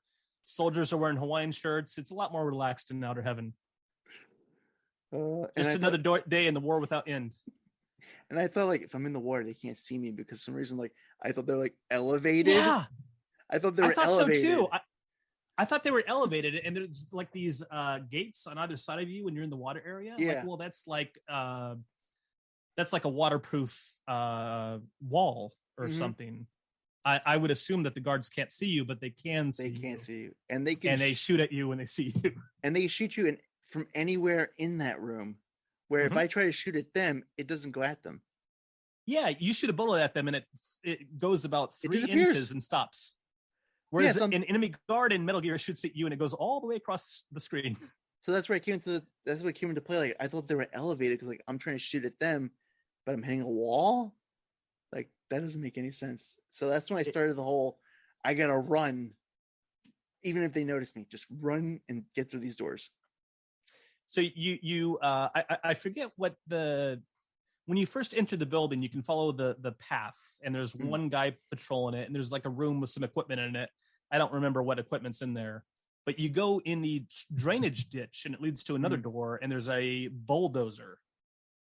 Yeah, I call it the killdozer. Oh, that's right. Yeah. It's got some name. It might be something killdozer. like that. They might. I mean, I don't know if it doesn't have a name. People would call it a war dozer. Like probably. What they would use. What did you do to destroy it, and how did you know to do that?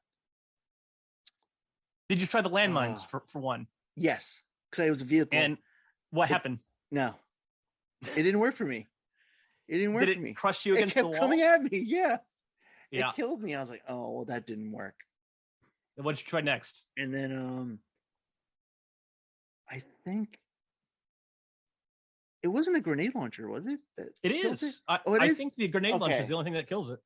So I must have went through like the elimination. Like I thought maybe the missiles would do it, but that didn't do it. It killed me again.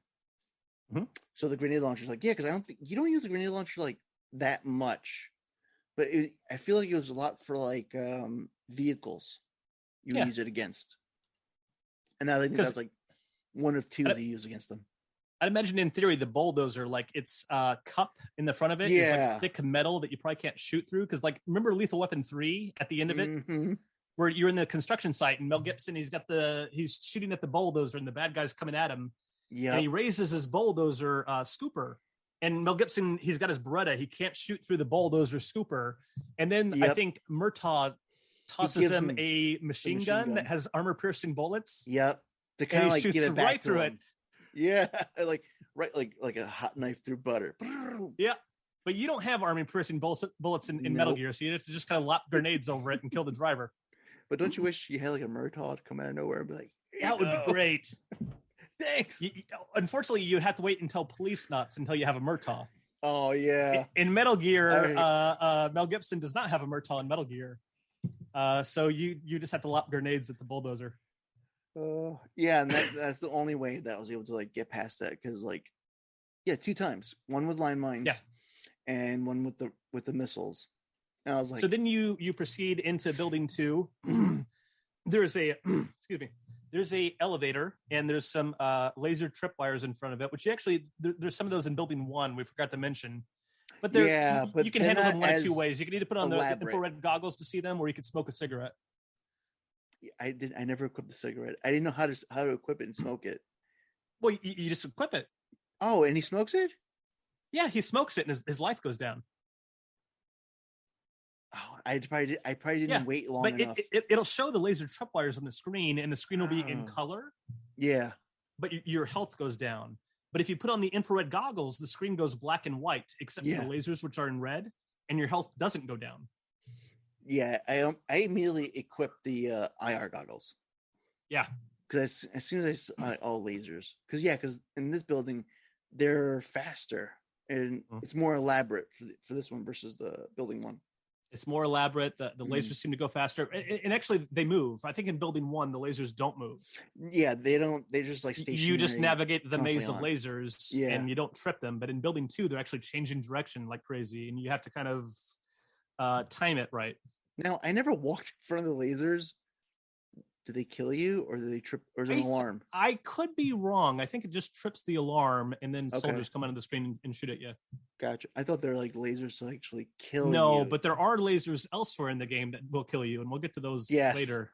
So that's where I was like, that was my first impression against the lasers. I was like, these lasers will kill me. I swear this building has to be like the water reclamation center for Outer Heaven. Mm-hmm. So we're talking, this is all where all the soldier pee and poop is. Mm-hmm. All that stuff. This is that building. And I think that's what that bulldozer's for. I think the bulldozer's like shoving like waste into the channel that you just swam through. Oh no, that's what I've been swimming in the entire time. Yeah, it's just like Shawshank. Oh god. So anyway, you jump into another pit of pee and poo, and to proceed, and then you find a antenna in one of the rooms, and that suddenly like Big Boss is like, you were jammed for a little bit, but it's all better now. Which there was like, I don't think there was like a signal before that. There was an issue. Was there? Well, here's the thing. Big Boss contacts you outside the building 2, and then you only go through a few screens before you get the antenna, and it says it's all clear now. I think what happens is that if you call any of your channels on the screens leading up to the antenna, you don't get a hold of anybody. Oh, okay. Because I didn't. That's the thing. Like, I you can call anybody. them constantly, and sometimes they'll say stuff, and sometimes they won't say stuff. A lot of the times, they'll only say stuff if you're on a boss fight or you're in a room that has equipment. And Big Boss will be like, "That's rations. You can eat those for health. Or, Oh yeah. That's true.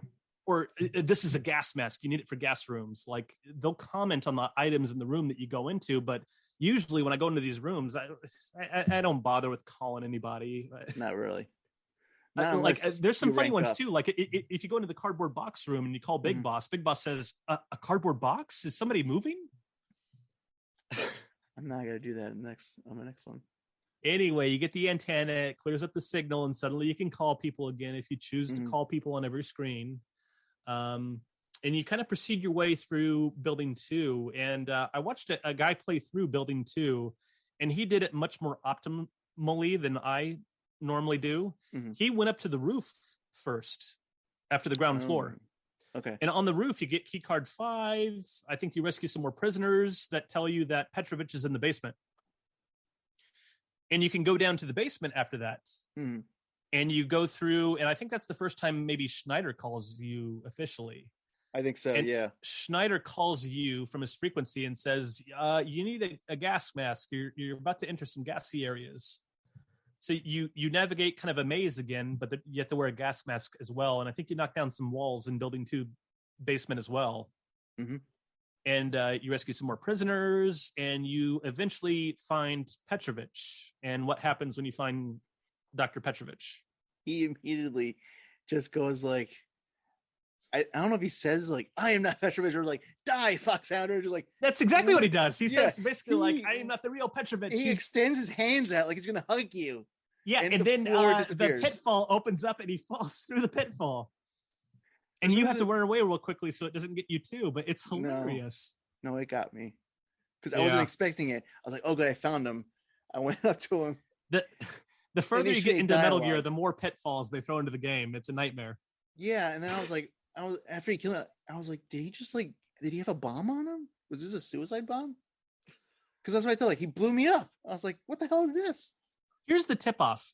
When you go into the room where that fake Petrovich is being held, there are boxes around him, and the boxes around him are the exact same shape and size as those pitfalls. And that's your key, that he's standing over some kind of a trap.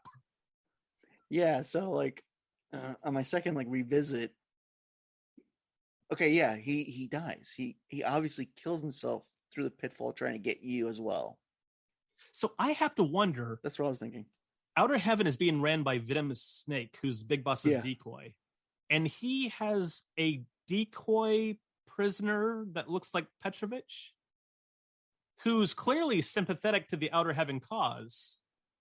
That's going to die. So Big Boss, or Venom Snake rather, Venom Snake tells this decoy, hey, here's what you're going to do. My rookie Solid Snake is going to come in here. And when he comes in here, tell him it's a trap. Yeah. Die, Foxhounder. And then a pitfall is going to open below you, and you're going to fall through the pitfall, but you're going to fall through the pitfall with Snake. And, well, if it gets Snake, it kills Snake instantly. So I'm assuming it also kills this fake Petrovich. I mean, that's who has agreed to do dedication, this. Pure dedication. That's oh boy, you're getting people who are dying for your cause to be a decoy. That's ooh. I can't believe people would volunteer to do that. It was just so odd and out of nowhere, like coming across it. Like that didn't happen like throughout the game. Like no one's mentioned like multiple people. They told me where the doctor was. This is where I believe him to be. Yeah. People tell you he's in building 1 courtyard. You go there and then you find a prisoner who said, no, he's been moved. Mm-hmm. You find a prisoner in building 2 that says, oh, he's in the basement. You go down to the basement and it's a fake Petrovich that tries to kill you. Yep. So you continue navigating building 2. You're finding more equipment. You're finding more weapons. To tell you the truth, the game gets a little fuzzy for me in here. Yeah. You fight some other bosses. I don't know if you fight Fire Trooper here. You do Fire Trooper. And you fight Fire Trooper here. I immediately go like, the Fury. And then he just sprays his flame. Yeah, he turns his flamethrower on. He starts spraying the room with flame. But again, like most of the villains in or boss fights in Metal Gear, there is a blind spot that you can stand and just shoot remote control missiles at him until he dies. Exactly. So by the time we get to this point, I've actually smartened up and said, I'm not jumping in front of anybody's line of fire anymore. And in the corner of the room and launch remote control missiles at you from the safe spot. Yeah, so that's what I immediately started doing. And good. My logic was like, wait, if I shoot a missile at him, is he going to blow it up with his flamethrower? Like, no, just start shooting. But it didn't. I was worried about that too. I'm like, well, maybe the flamethrower will blow up your missiles before they get to him, and that'll add some challenge. But nope, your missiles fly right through the flames and blow him up. Where it's like you kind of have to shoot him as he's like aiming away from you. Yeah. That would be a cool detail to add to future releases of the game, but nope, the missiles fly right through the flames and hit him right in the face. And then I think fiery missiles fly at him, and again, a Fire Trooper is like Gary Busey in Predator 2, where he's like, "Holy shit!"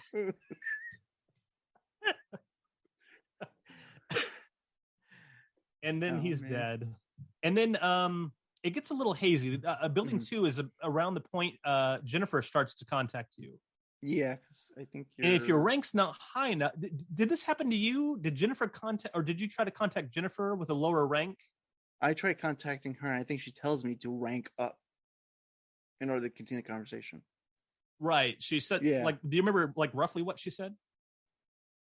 I think she says, in order for, I think she says you have to keep rescuing prisoners and rank up in order for be contacted by me.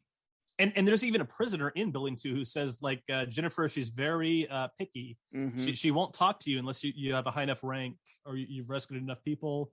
And even if you contact Jennifer with 3 stars, which I think you should have by that point, she just flat out denies you. She's like, you need to have at least 4 stars before I'll talk to you. Let's talk about Jennifer a little bit. What's her backstory? For Jennifer, I blended people. She's a resistance member.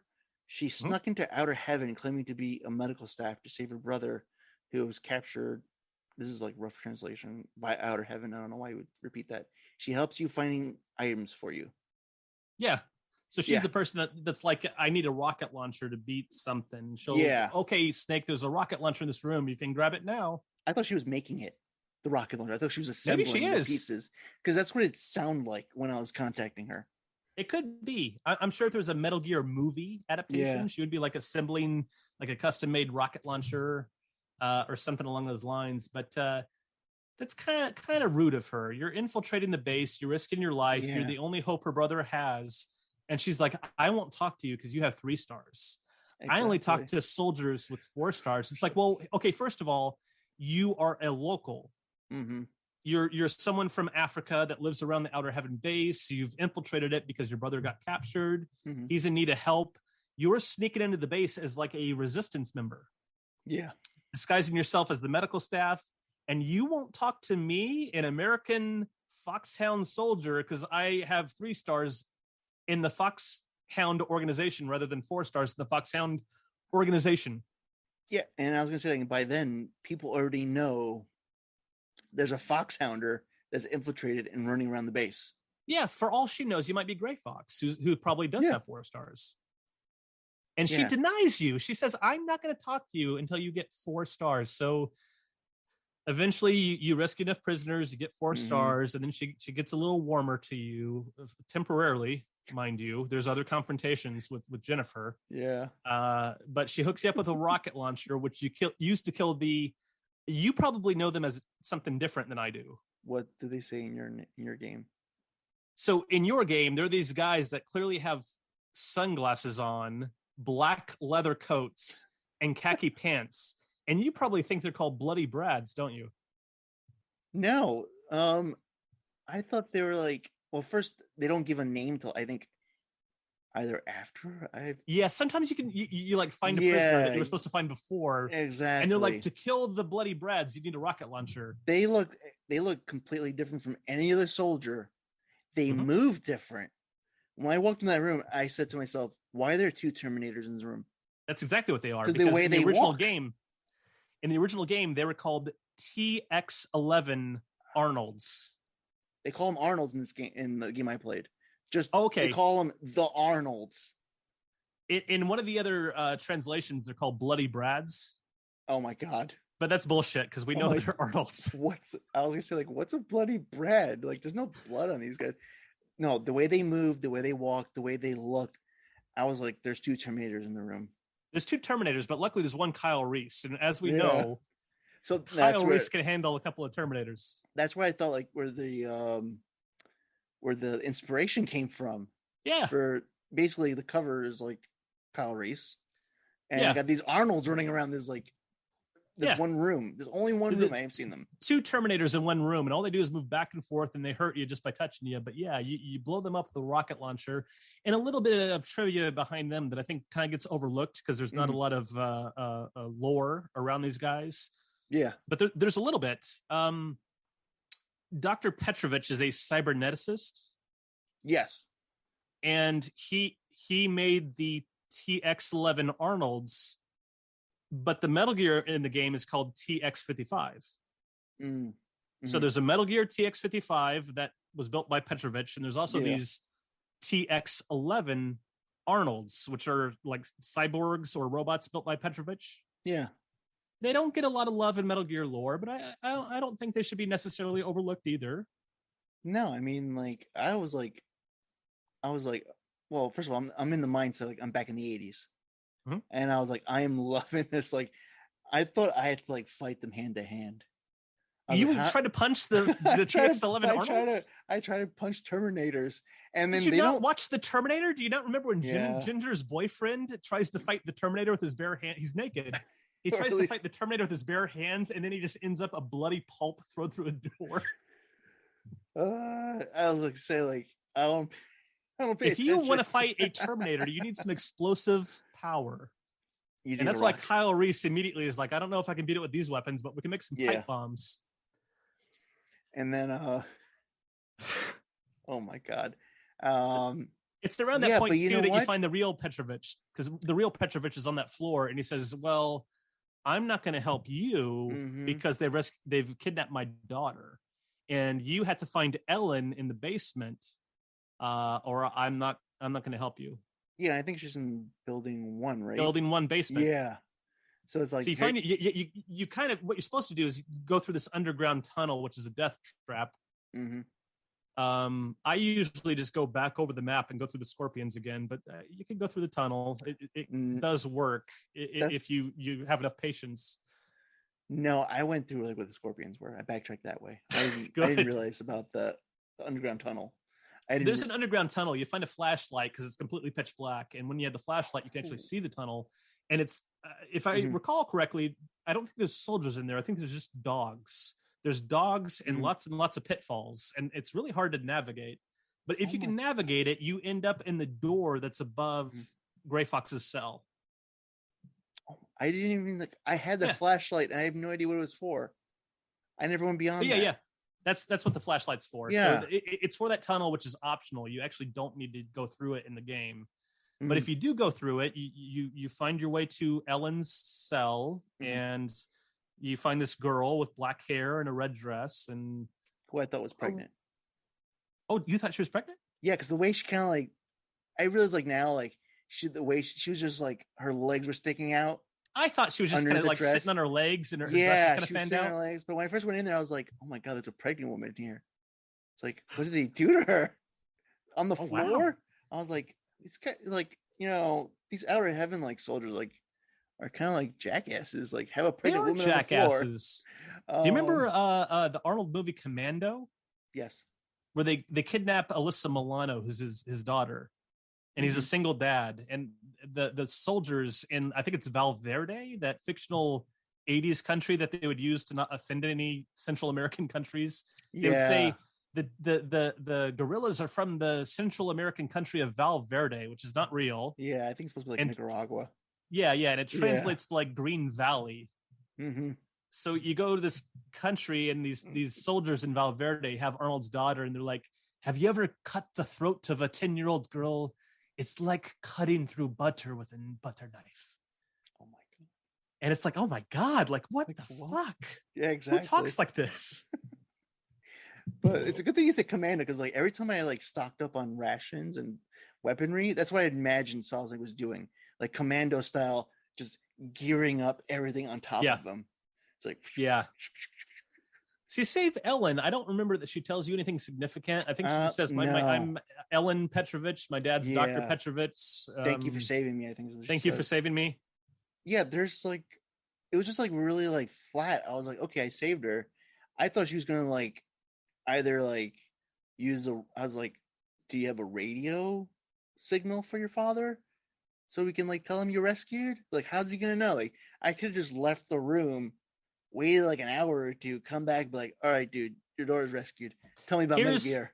Here's what you do. I'm going to go ahead and fill in some details. You pull out a knife and you cut off her finger, right? And you take her finger back to Petrovich and you say, okay, now tell me how to defeat Metal Gear, please. Or do you want more pieces of your daughter? Or if you don't want to be violent, you can just tear off a piece of her red dress and go, look, this is the only red thing in outer heaven. That could have been I'm trying to think, does even Solid Snake, he doesn't wear, he is bandana-less, right? I think he's bandana-less. That would have been the perfect opportunity. Red dress, bandana. That would be a cool detail.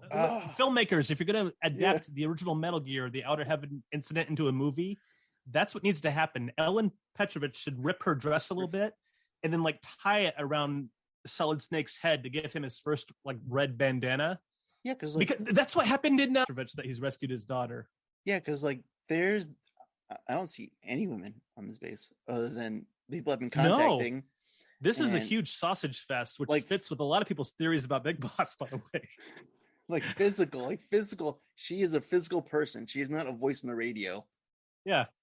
And I'll be like, oh, that's a perfect opportunity. Rip off a little bit of the red dress, put it on your head as a bandana. So when you go back to the room, Petrovich would be like, my daughter's red dress. Okay, he rescued her. Okay, what do you need to know? Snake, do you need any help with your mission? Infinite ammo. Exactly. I mean, you might as well have done that at that point, because like you could almost be up to infinite ammo if you're like stocking up. Yeah, that's the fun thing about the game. You can keep entering the room, which most people will do. It's a valid strategy, and getting more and more rations or more ammo or more landmines to make sure you're well stocked. So weapons and ammunition is never really a problem in the original Metal Gear. Yeah. But I took a screenshot of what Petrovich says. So you rescue his daughter and you make your way back to Petrovich, and then he's still tied up. Okay. Even though you untied him the first time. And this time when you untie him, he tells you, what does he tell you? He's supposed to he tells me the combination to like take down Metal Gear. Right.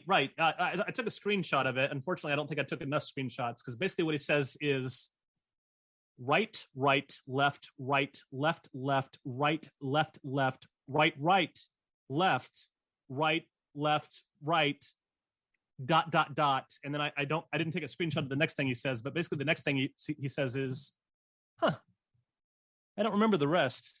That's what he said. I don't remember the rest of it, but it should take 16. Yeah, and he's told you 15 steps, but he doesn't remember the 16th step. So anyway, you've rescued Petrovich. It's getting a little fuzzy what bad guys you still had to fight. I know at a certain point you go to Building 3, which is just a complete war zone where guys are jumping out of the back of the trucks and shooting at you. It's just a free-for-all.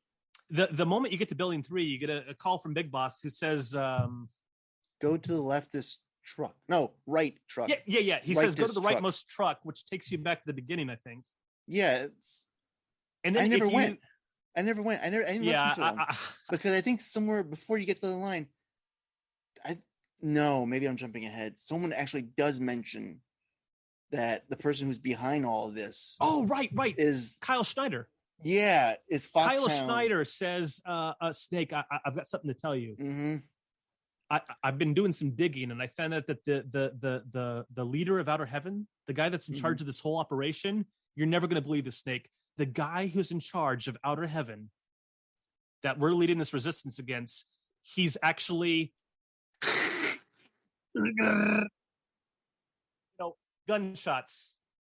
And Kyle Schneider, as far as you know, is out. He's dead, out of the game. As far as you know, we're going to learn later in the series that he's still alive. But at this point, he's now out of Metal Gear, and all we know is there's this mystery of the leader in Outer Heaven is some guy that he's been identified now.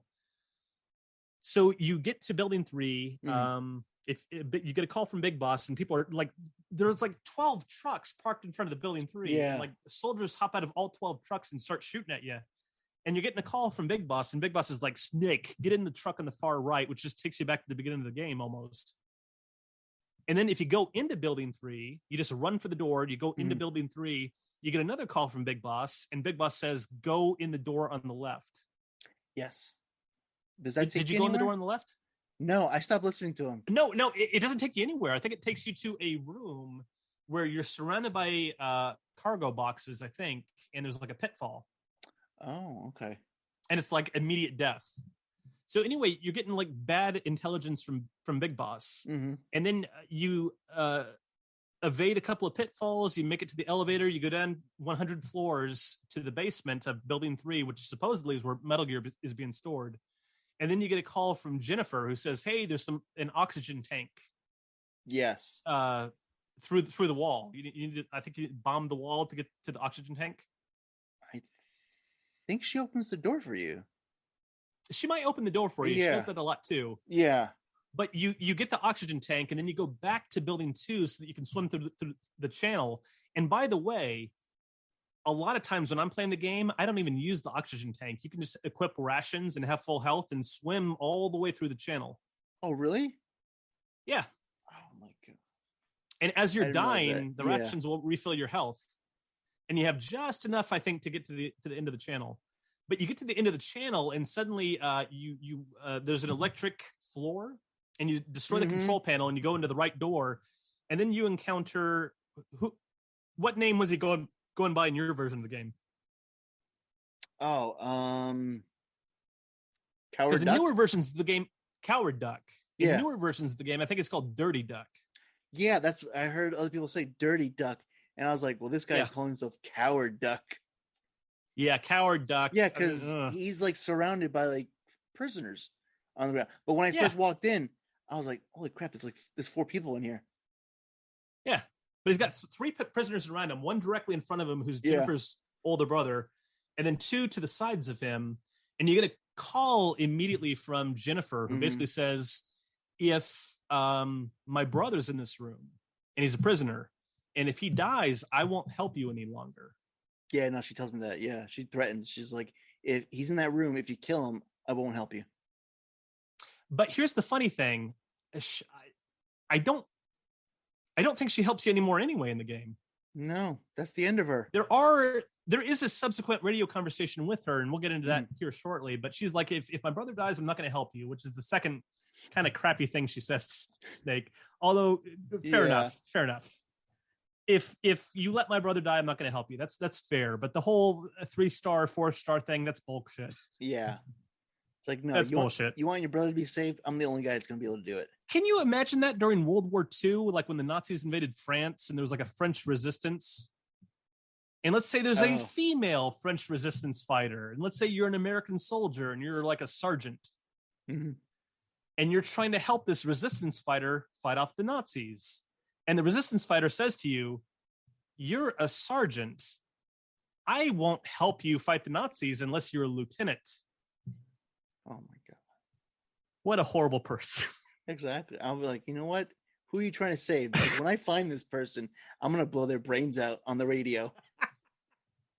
For all the grief you gave I found your brother, but I only untied the other 2 hostages. Your brother's still sitting in front of a pitfall at the end of the channel. Good luck with that. Oh, yeah, that's right. I forgot about the pitfall. Yeah, there's a pitfall in front of Coward the Duck, too. So anyway, how did you kill Coward the Duck? Well, he throws, like, are they boomerangs? Boomerangs. Okay, so when I saw boomerangs, I was like, okay, this guy's Australian. I was like, what the hell is this? That's a fair assumption. And then... good day, mate.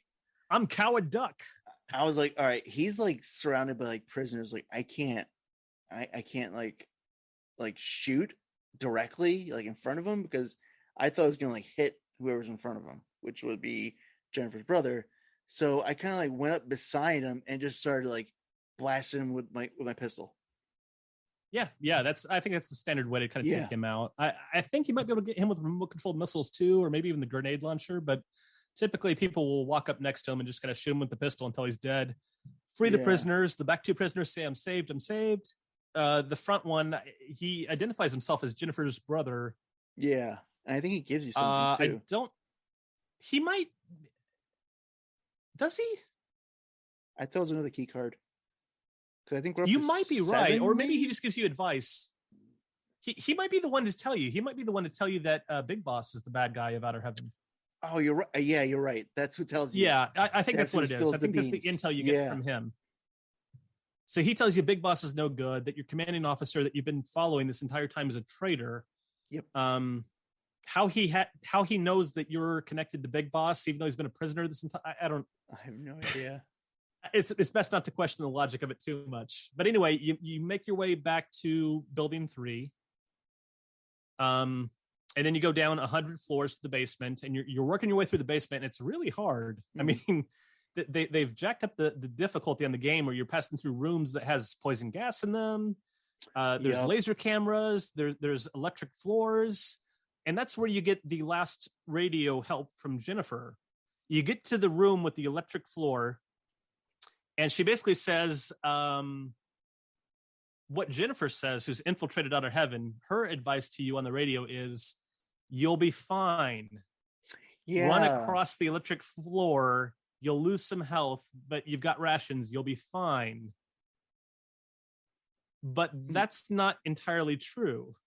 Mine was like weird because I saw the electric floor and I didn't see a panel blow it up. So she does call me and she tells me like, just walk through. And then it's like really broken English where it's like, I'll be all right with rations. Yeah. And I said, like, okay, I think she meant to say, I'll be all right because I have rations. This is the final room before Metal Gear. It's probably one of the most heavily fortified rooms in the entire base. It has an electric floor. I mean, that thing is probably set to kill. Yeah. The voltage running through that floor, and you have to run like it's a maze. It's a little bit of a maze too. You have to kind of run around a stone pillar to get up to the top of the room. And she says, you'll be fine. Run through the room. You'll be fine with rations, whatever. You're fine. That's not entirely true. Mm-mm. You notice that there's no control panel, right, for the electric floor? Yeah. There's no control panel that's visible. Oh. There's a hidden control panel. Oh, okay.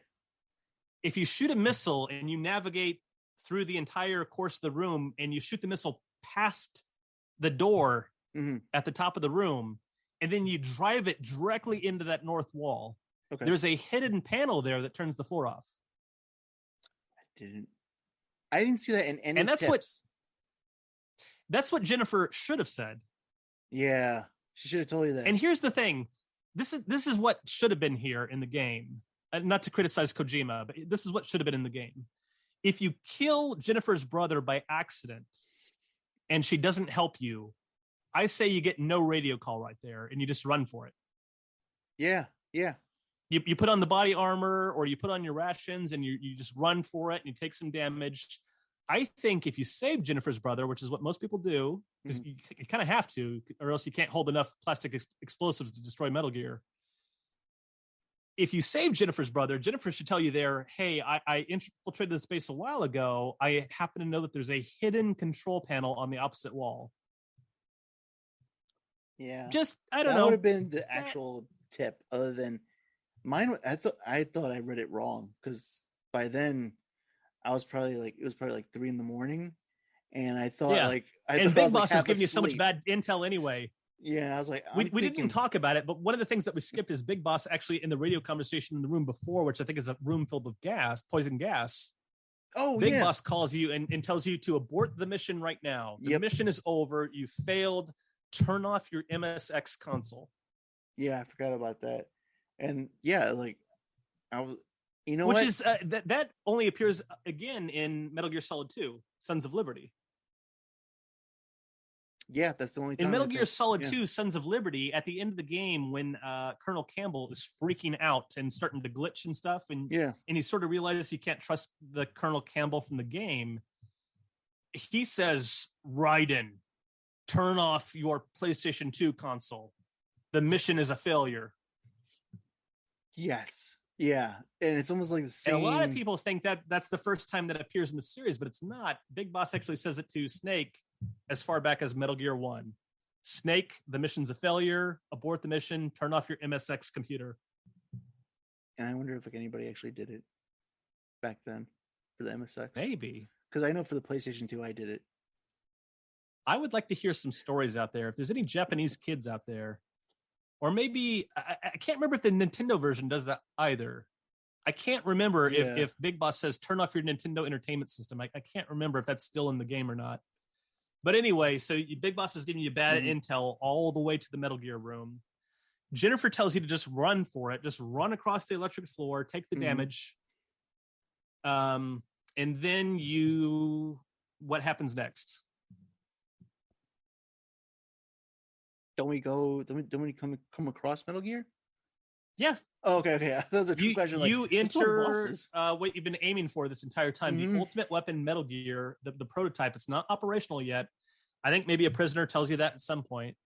You certainly get that impression because Petrovich is like, well, just put plastic explosive on the feet and do it in this order.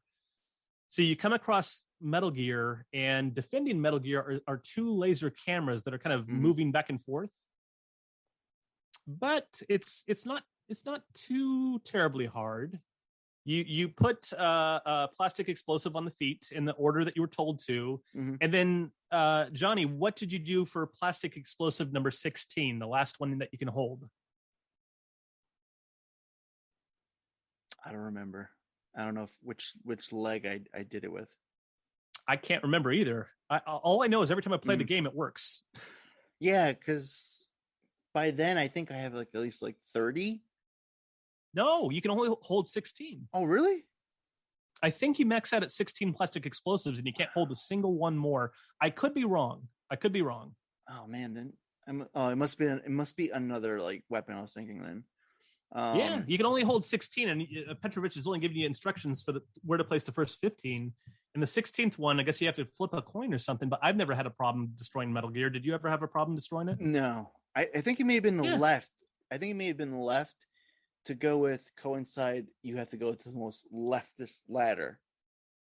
You might be right. I could have sworn the answer was right. It might just be that it doesn't matter. But I swear to you, I think I've seen playthroughs. I hate to give out false information, but there's a feeling in my gut that if you placed every single plastic explosive directly in the middle of the legs, right on the crotch of Metal Gear, I think it would still work. It probably would, because it would hit Both. Yeah. It probably still the signal. the Metal Gear sprite is kind of small and thin, and your plastic explosive is pretty big. I feel like if you dropped it right between both of the feet 16 times, I think it would still blow up. I'm probably gonna experiment with that. That would be a fun thing to And experiment with. I feel like that's true. I could be wrong. Petrovich does tell you a specific order to do, and then you have to guess in the last one. But I've never encountered a situation where I place it on the wrong foot and then it's still there. No.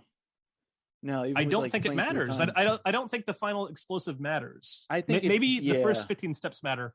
I think that's what it is. Like, I think if whatever you put it on, you hit the magic number basically. Yeah. So when you place the 16th one there, Metal Gear has this animation where it blows up, the screen flashes a couple of times, and then what happens? Announcement goes off, and it's like, the music gets really intense and really fast. Yeah. And the destruct switch has been initiated. Outer Heaven's going to blow up. There's a timer at the bottom of your screen that like counts down from 3,000 to 0 really quickly. And you head to the door on the left and tell me what happens and what your thoughts were. Oh, you come across what's supposed to be Big Boss, but like I'm retconning it, and it's Venom Snake as Big Boss. Right. Yeah. As far as us gamers knew when we first played Metal Gear, this was the Big Boss. This was the leader of both Foxhound and the Rogue Nation Outer Heaven. And they were one and the same. And we thought it was just one guy, because at this point in the continuity, it was just one guy. As far as we knew, this was the Big Boss. You're in a room with him. You enter the door on the right side. It's a concrete room. It's got 6 crates in it. Big Boss is always kind of standing on the opposite end of the room, shooting at you. It's a little more. He's a little more complicated than the Machine Gun Kid, but it's very similar to the Machine Gun Kid fight. Yeah, because from what it looks like from how I'm playing it looks like he's actually also taking cover and shooting at the same time. He's taking cover and shooting, but I think like he'll slide it around the screen a lot more than the Machine Gun Kid does, and faster. If you're on the right side of the screen, he'll be on the left side of the screen. If you go on the bottom of the screen, I think he'll slide across the top of the screen. And I could be wrong. He might even go so far as to go on the right side of the screen and the bottom side of the screen too, based on where you're standing. Yeah, it's basically like he's going to be in the opposite direction where you are to keep his distance. Now, before you fight him, something happens in this room. Do you remember? No. So you get a call, and at this point in the game, we think Kyle Schneider's dead. At this point in the game, Jennifer has given us her last piece of advice to us. She basically said, just run across the electric floor. You'll be fine. Even though there's another way that you don't get hurt. You get your final phone call of the game, I think, and it's from Diane. Do you remember what she says? She word for word, not but verbatim. She's like, I don't have any idea how to beat Big Boss. Do you remember what else she says? No. Did I take a picture of this? Let me check my phone and see if I took a picture of this. That way I get the phrasing right. Did she give you like? I may not have been smart enough to do that. Did she give you like intel on him? No, not exactly. Okay. So at this point in the game, she's calling you on a different frequency. She started off calling you on frequency 120.33. Yeah. In the latter half of the game, she's calling you on frequency 120.91. And after she tells you she has no idea how to defeat Big Boss, the last thing she says to you is, Solid Snake, the way I feel about you, no, it's nothing. Good luck. What? No, yes. I didn't get that. I got the good luck part. Are you kidding me? Maybe you played a different translation of the game, but I'm telling you, there's the most recent version of the game, I think. She's professing her love to you while you're fighting Big Boss. This Diane character, who multiple times that you've called her throughout the game, Steve picks up the phone. Yeah. And Steve's like, sorry, bro, she went out shopping. Or, sorry, bro, she's in the shower right now. And then the third time you call Steve says, why do you keep calling? Just leave Diane alone already. Diane gives you a little bit of help. When you enter, you probably missed this conversation. When you enter the underground tunnel that links the basements of Building 2 and Building 1, when you have to go back and rescue Ellen Petrovich, Diane calls you and says, Snake, there's a lot of pitfalls down there. Good luck. Be careful of all the pitfalls down there. Yeah. But here we are in the final battle with Big Boss, and Diane's calling you and saying, Snake, I have feelings for it. You know what? Never mind. Good luck. Jeez. Good luck. Yeah, no. Outer Heaven's about to blow up. You're fighting Big Boss. He's standing between you and the exits. Good luck. I would have remembered that. Like, I would remember, like, her professing, like, or trying to profess, like, feelings for you. I'm telling you, there's a version of that game. I'll send you the screenshot right now so you don't think I'm crazy. No, I believe you because, like, from other podcasts and people, like, playing different copies of this game, there's, like, different, like, dialogue, different character names. I mean, it's not, like, altogether, like, completely, like, dauntingly different. I just sent it to you. It's in our Twitter DM, our ongoing DM. Oh, my God. You see the timer at the bottom of the screen too, right? Yeah. You're at 27. So anyway, that's Diane has somehow fallen in love with you over the course of the mission, even though you haven't said a word to her. Yeah. And most of the time, Steve's picking up and going, "Sorry, bro, she's somewhere else. Get lost." It's a little weird. She comes on a little strong. Yeah, like I'm like, whoa, like what do you mean you get feelings for me? Like we never actually met. I'll tell you what I wanted to do. You can cut this part from the podcast or leave it in there. Whatever you think's most entertaining. I think it'd be fun before we drop this podcast past on the listeners. I think it'd be fun to record every radio conversation between Diane and Solid Snake in a row. And we'll get someone to play Diane, we'll get someone to play Steve, and we'll get someone to play Solid Snake, and we'll just list them in order right here, where we have Steve, the Diane conversations, Steve again, the Diane conversations, Steve again, and then finally the Diane conversations. And I think it'd be so funny if like we get to the last one where Diane's like, Snake, I have something to tell you. The feelings I have for, and then right when she says that, Snake just kind of spits out his drink and goes, "What the hell?" Oh, have like almost like a radio show. That'd be fun. That'd be a fun thing to work into each of these episodes to like do our own little thing. Like when you'd wished Lana good morning, Metal Gear Nation. And we got into the back and forth about Snake being so thick that he didn't notice that Master Miller's not even Master Miller. Oh yeah. I think that would make a good one for the Metal Gear Solid episode. I would do it. Let's try it. We're recording these almost a month in advance. We might have a little time to play around and add some audio. Yeah. Sweet. You mean like, oh, do you want to cue it in the podcast, or were you doing like a different? Yeah. Like...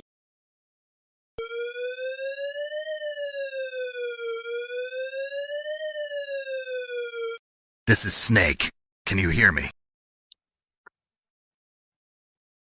It's Diane. I don't know how to destroy Big Boss. Up to you, Solid Snake. The way I feel about you, it's nothing. Good luck.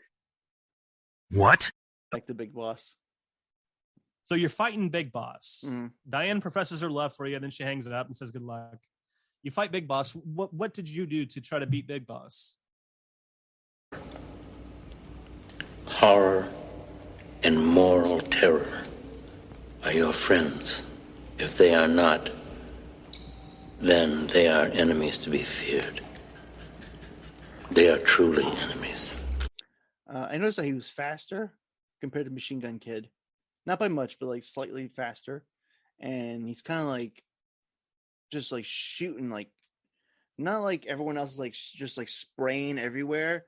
He's actually shooting like at you. Like this was like a little bit different compared to the other bosses. So I kind of like I had to like stand my ground and just missile launch at him. And I figured like these missiles are gonna like kill him faster than his bullets. So did you use the rocket launcher or the remote controlled missiles? Remote controlled missile. Oh, good choice. That's exactly how I do it. Oh, okay. When I am Solid Snake fighting Big Boss, I Mhm. hide behind a crate and I shoot remote controlled missiles until he's dead, and then I proceed. I the next screen. didn't think about that. Hiding behind a crate. I just like popped out of nowhere, like missile. Oh, so you used the remote controlled missiles and stood in plain sight? Yeah. That's what I hide behind crates I before think- I shoot my missiles. I think that's what you were asking me. Like, wait a minute, did you use a rocket launcher or did you use a missile? I didn't think of a rocket launcher because I thought like he might move. Sometimes I'll do that. Sometimes I'll pull out the rocket launcher and face him Yeah. and just shoot the rocket launcher at him again and again. But sometimes I just think it's more funny to stand behind the crate and shoot remote controlled missiles at him. Yeah. It's funny. Anyway, you kill him, and he actually has a speech when you first enter the room. Big Boss says something along the lines of, I'm Big Boss. I'm the leader of Outer Heaven. I can't And believe you made Foxhound. it this far. I sent you on this mission because you're a rookie, and I wanted you to send false intelligence back, but you've made it too far, and you've destroyed Metal Gear, and I'm not going to die alone. I'm going to take you with me, Snake. Yeah, so it just leads me to believe he was just gonna like hold me up until the time went down. Yeah, so he's trying to suicide you to death and go down in flames with you, but you take him out, hiding like a coward behind a crate with remote controlled missiles, and Big Boss he dies pretty quickly. I think about 4 hits and he's gone. Yeah, it's none of them take like that much. They all go down pretty quick. Yeah, and that's Even the jungle wanted him dead. And that's who he really took his orders from anyway. Metal Gear. So you kill Big Boss. Yes. The door opens. You're presented with 3 staircases. Now there's actually a prisoner that tells you which one to take. I think that's Jennifer's brother too. I think it is. I think it is Jennifer's brother. I think he says take the one on the far left. So you got the right one to begin with, right? Yes, I went straight to the left. So you Then as you're, like, climb going the up, you kind of see like the middle one ends really fast. I go like, and then the one on the right ends even higher, and then you take the left ladder that goes all the way to the top. And what did you think of the end of the game? I mean, for the game at the time, I thought it was pretty cool. It's like he's literally running away in darkness. Snake, it's black behind him, so it's presumably nighttime. Yeah. And you're running like crazy away from Just something. run You're the actually other kind of direction. slightly moving to the left of the screen. And behind you is like a nuclear explosion. Yep. And then Snake turns around and there's a second like nuclear explosion.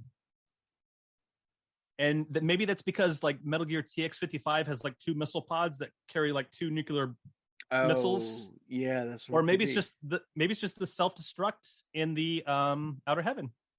Maybe it's like literally like the Nostromo when they set it off to blow up an alien, it blows up like 3 times. I'm not sure exactly, but Snake calls the frequency that Big Boss was on, which is presumably Foxhound Command. Why? I don't know, but he calls Foxhound Command and basically says, "This is Solid Snake, mission accomplished," or something like that. And then the frequency changes to the local station. I think I want to say it was like KNK. Yeah, it is like Radio K&K. Yeah, coming out of like Something South Africa or something like that. And it's like an explosion was reported 200 kilometers north of South Africa. And the tremors measured 5.9 on the Richter scale, or I don't know, something like that. And then the game's pretty well over, but did you get the tease at the end? No. What tease at the end? There's a tease at the end of one of the versions of the game, and I think it's the version I predominantly play, but at the end, I swear there's like I don't want to be wrong. I swear it's there. I swear there's a next time, Snake. Next time. There is, because I keep going back to other people's podcasts, but I want to say like Metal Gear Monday's podcast talks about the teaser at the end. Yeah. Which I didn't get. And I was like, that's when I knew like these copies are different from what I'm playing. Yeah, some of them cut content, some of them restore content, some of them translate it differently, but there is a version out there, and I think it's the official version, and it's supposed where to be Big Boss gets the last word in Metal Gear, where basically it's the tease that we would get in the Solid games with like Ocelot. Yeah, and it's like where Ocelot's like, "Yes, Mr. President." This is that tease where it's basically like Big Boss going, "Next time, Snake, I'll get you." It's like post credit We both get like Yeah. audio, post-credit audio that like predated like whatever they do now today with all the movies. That's so cool. It's like the first post-credit scene that I can even think of. It's kind of makes you want to wait till like it's over. Like, wait a minute, especially with the Metal Gear games, like you got to wait till everything's completely done and your game resets back to the main menu. I think Kojima was a smart guy. He wanted people to watch the credits and see that he was the game designer. Yeah, I mean, pretty sure. I think he invented the post-credit scene right there in Metal Gear so that people would go, did you sit through to the end and see the tease? And they go, no, there was a tease at the end of Metal Gear? Oh, yeah, there's a tease. You got to go back and play it again. Big Boss says something at the end of the game. And then people sit there and watch the credits and see that Kojima made the game. Yeah, it's a game designer. Game designer. Today would be director. A legend is born. Now, I don't know how that fits in with the new retcon that Venom Snake died in Outer Heaven, and like maybe that was actually Big Boss, maybe retroactively. Now that's Big Boss talking, whereas through the entire game you were talking to Venom Snake, or maybe Big Boss is the Foxhound commander and Venom Snake is the Outer Heaven. Yeah, they don't really. What's your retroactive interpretation? Is it all Venom Snake the entire time? What do you mean? Like that was talking to Solid Snake? Yeah. From the very beginning, where you get sent on the mission and Big Boss is talking to you, to the very end, where Big Boss is like, "I've been behind this all along, and I'm going to kill you." That's definitely Venom Snake. But was he also the guy giving you the Foxhound updates as your commander and officer? I want to say like Big Boss, like the real Big Boss in the beginning of the mission was giving you like information. It could be. It could be where Big Boss is sending Snake in there to kill Venom Snake, and maybe Venom Snake's trying to throw him off. Like it could be interpreted a few different ways. And I think like a movie adaptation or maybe a remake as a game could answer some of those questions. But it's the 35th anniversary of Metal Gear, the breakthrough game that started it all. Johnny, any final thoughts on your playthrough of the original Metal Gear for the first time? All I can really say is that like I don't know why it took me so long, but like I'm also kind of glad like going through all the modern games, going back to the original, playing the game that started the whole craze, the whole mania, the whole everything that everyone's like it's led up to like to this point. And it's a game that holds up. It holds up. Yeah, because there's a lot of strategy. I think there's a lot more there than people think is there. I think people who have only played the Metal Gear Solid games, and they when they catch wind that there's the MSX games, they're kind of 8-bit and they're old and they came out in the 80s. They probably think, well, they're probably really simple and basic, and there's probably not a lot there. But I think there's more there than they probably think there is. Oh yeah, from like the sheer fact that it's like you're rescuing like prisoners of war. Yeah, that I haven't come across since like the recent games. Basically, there's a lot to get into. You're rescuing prisoners throughout the entire game. I mean, so it's touching upon a topic. It's touching upon prisoners of war and how they're treated. Also, too, part of the reason the game is OSP, where you're finding weapons and equipment on site, is I think the United States wants deniability. Yes. Where if you got caught, you're not wearing an American flag on your shoulder. You're not carrying a U.S. Army issued gun with their bullets. If you got captured or killed, America would deny your existence. They would say, we don't know who that is. Exactly. It's a terrorist, just a Caucasian terrorist. We don't know anything about him. So that's a little dark, too, of a theme that your organization would send you on a mission where you're expendable. Yeah, and because you're the character of Solid Snake, you're the rookie that has no experience. Also, too, Dr. Petrovich, a cyberneticist, Dr. Petrovich, he's being held prisoner. His daughter was kidnapped and being held prisoner, and he's being used to create weapons of war, which is exactly what we see in times of war. I mean, I'm kind of a geek for World War I, and I'm fascinated that there are all these like chemists and engineers in World War I that were like designing new weapons of mass destruction every year. and suddenly chemical weapons are hitting the battlefield, and tanks are hitting the battlefield, and jets are, airplanes are hitting the battlefield for the first time. And they're building artillery guns that are so big that they can actually shoot Paris behind enemy lines. And it's kind of just strange the way people who commit themselves to science and math and discovery and engineering, the way they're used in wartime situations to make things to kill people.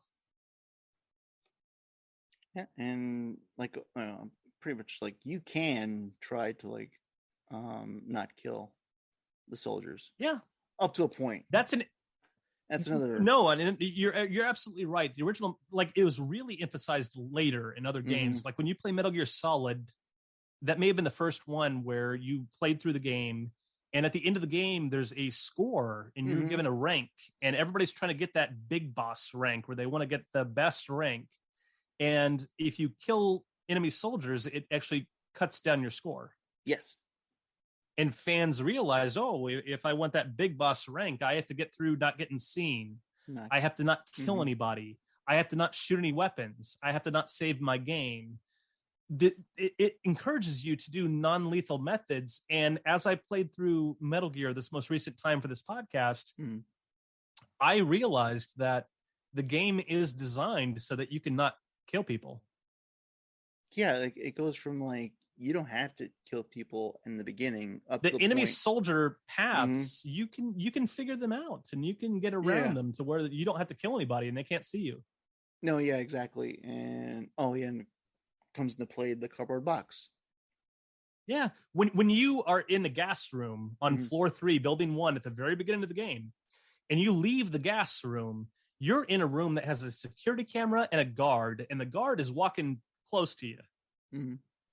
He walks up and he's standing right next to you, and he turns and looks the other way. Yeah. And then he walks the other way, and it gives you an opportunity to slip past him without actually killing him. And that's just one example that I played over and over again. So that's the one that kind of stands out in my head, but that's just one example. Throughout the entire game, it's just like that, where if you memorize the timing of the cameras, if you memorize the timing of the soldiers, if you memorize where they look and when they look there, you could slip past them without being seen or having to kill them. And that's a theme that's in the game, the original Metal Gear game. That's not something that was retroactively added later, although the scoring was probably retroactively added later. But you can slip past guards without killing them, and that's right there in Metal Gear 1 in 1987. Around the time in the US, like, we were playing Contra.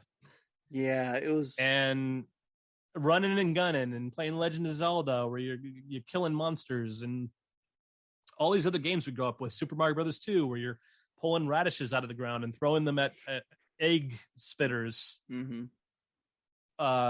or Shy Guys. There's a lot going on in that original Metal Gear game. There's even VIP prisoners you're trying to rescue, like Gray Fox, Ellen Petrovich, Dr. Petrovich, Jennifer's brother.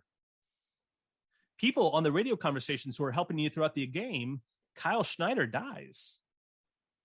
Oh, yeah. At least we're led to believe that he died, because he kind of, his conversation ends abruptly, and there's some gunshots, and then there's no more conversations with Kyle Schneider.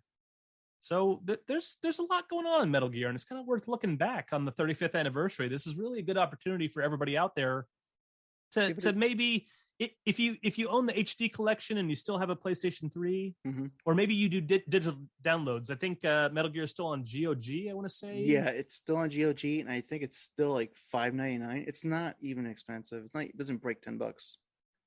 Yeah, if you guys are out there and you've enjoyed our conversation, I know we've gotten off topic a lot. Hopefully Johnny edits a lot of that stuff out and kind of streamlines it to just the Metal Gear discussion, or maybe rearranges those extra pieces toward the end of the podcast.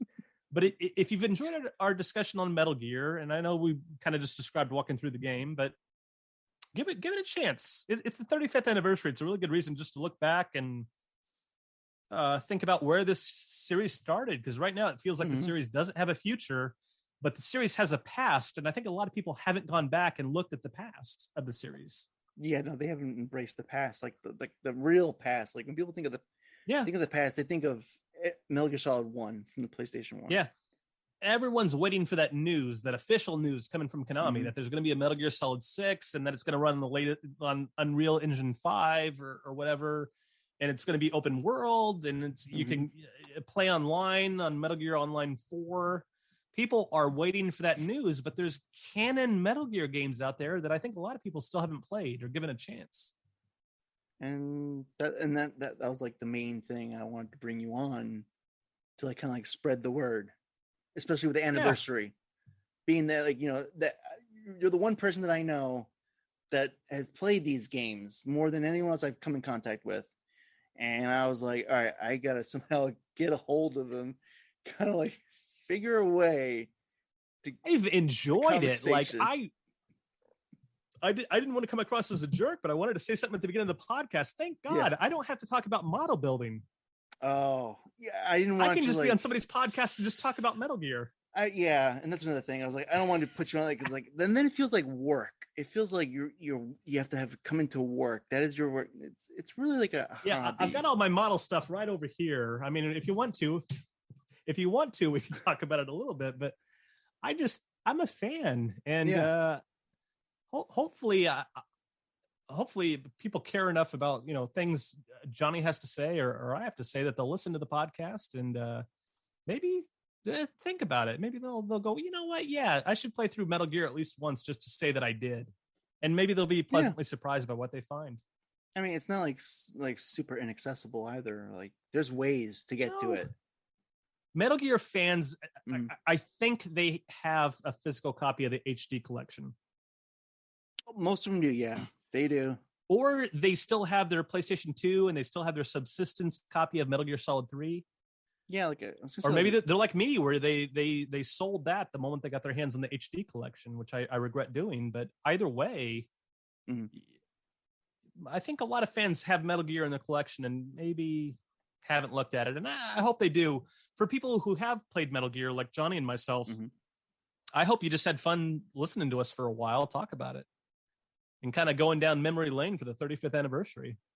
And that's pretty much like been my podcast. It's like personal experience. Like, what is your personal experience with this game? Yeah. And I hear everybody, I'm not saying like they're like, they're in their own sectors, their own realms. Some go technical. Yeah. We're not trying to come across like we're gatekeeping or sitting on our pedestal, putting judgment on other people. The intention of the podcast is we're trying to reach out to the fans, and who knows, maybe it's a very small percentage. Maybe it's only like 5% of Metal Gear fans that haven't played the original MSX games, and maybe the other 95% of people have, and they're just listening to the podcast because they want to hear discussions about those original games, and certainly we're intending them to be part of the audience too. But I like Metal Gear. I like to go back to Metal Gear once every I go back to Metal Gear once every 5 years now, roughly. Oh, okay. Each time I come back to it, it gets longer and longer. I think the next time I play Metal Gear, it'll probably be the 42nd anniversary or the 45th anniversary. And now that you told me about the dungeon basement, I'm going to give that a try with the flashlight. Yeah, give it a try. When you go to Petrovich the first time and he goes, I won't help you until you save Ellen, go back to the basement. There's a way in the basement of Building 2 to go south. And there's a secret tunnel that you use the flashlight in, and there's pitfalls everywhere, and there's gas rooms, I think, and there's guard dogs, but you can get through it. And it's an area of Metal Gear where I know you at least have one radio conversation with Diane. That's mandatory. I think that might be the only mandatory Diane conversation in the game, other than the big boss fight. Yeah, no, like, and that's the whole point of like this episode is like basically tell people like give it a try, give it a go.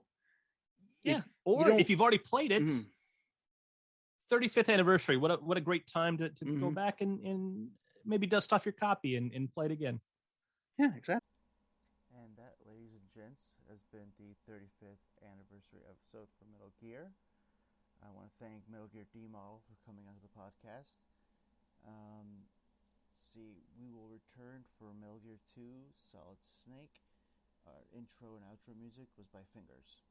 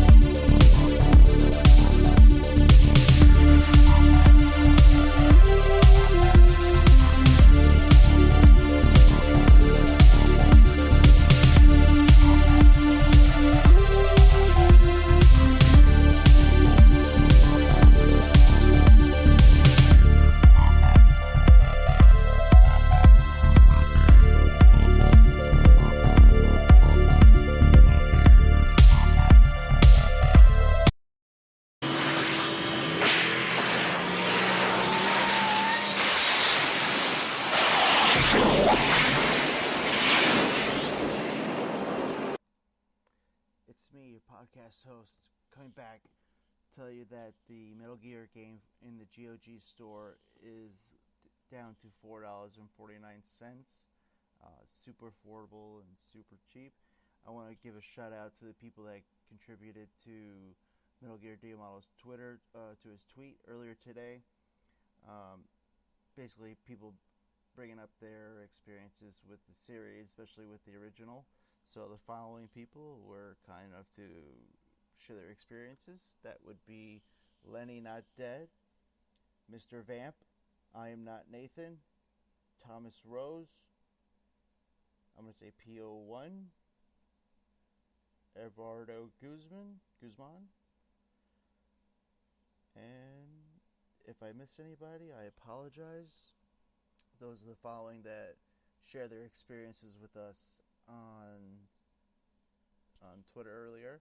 I want to thank you for listening to the episode and hope you enjoyed it, and stay tuned for more.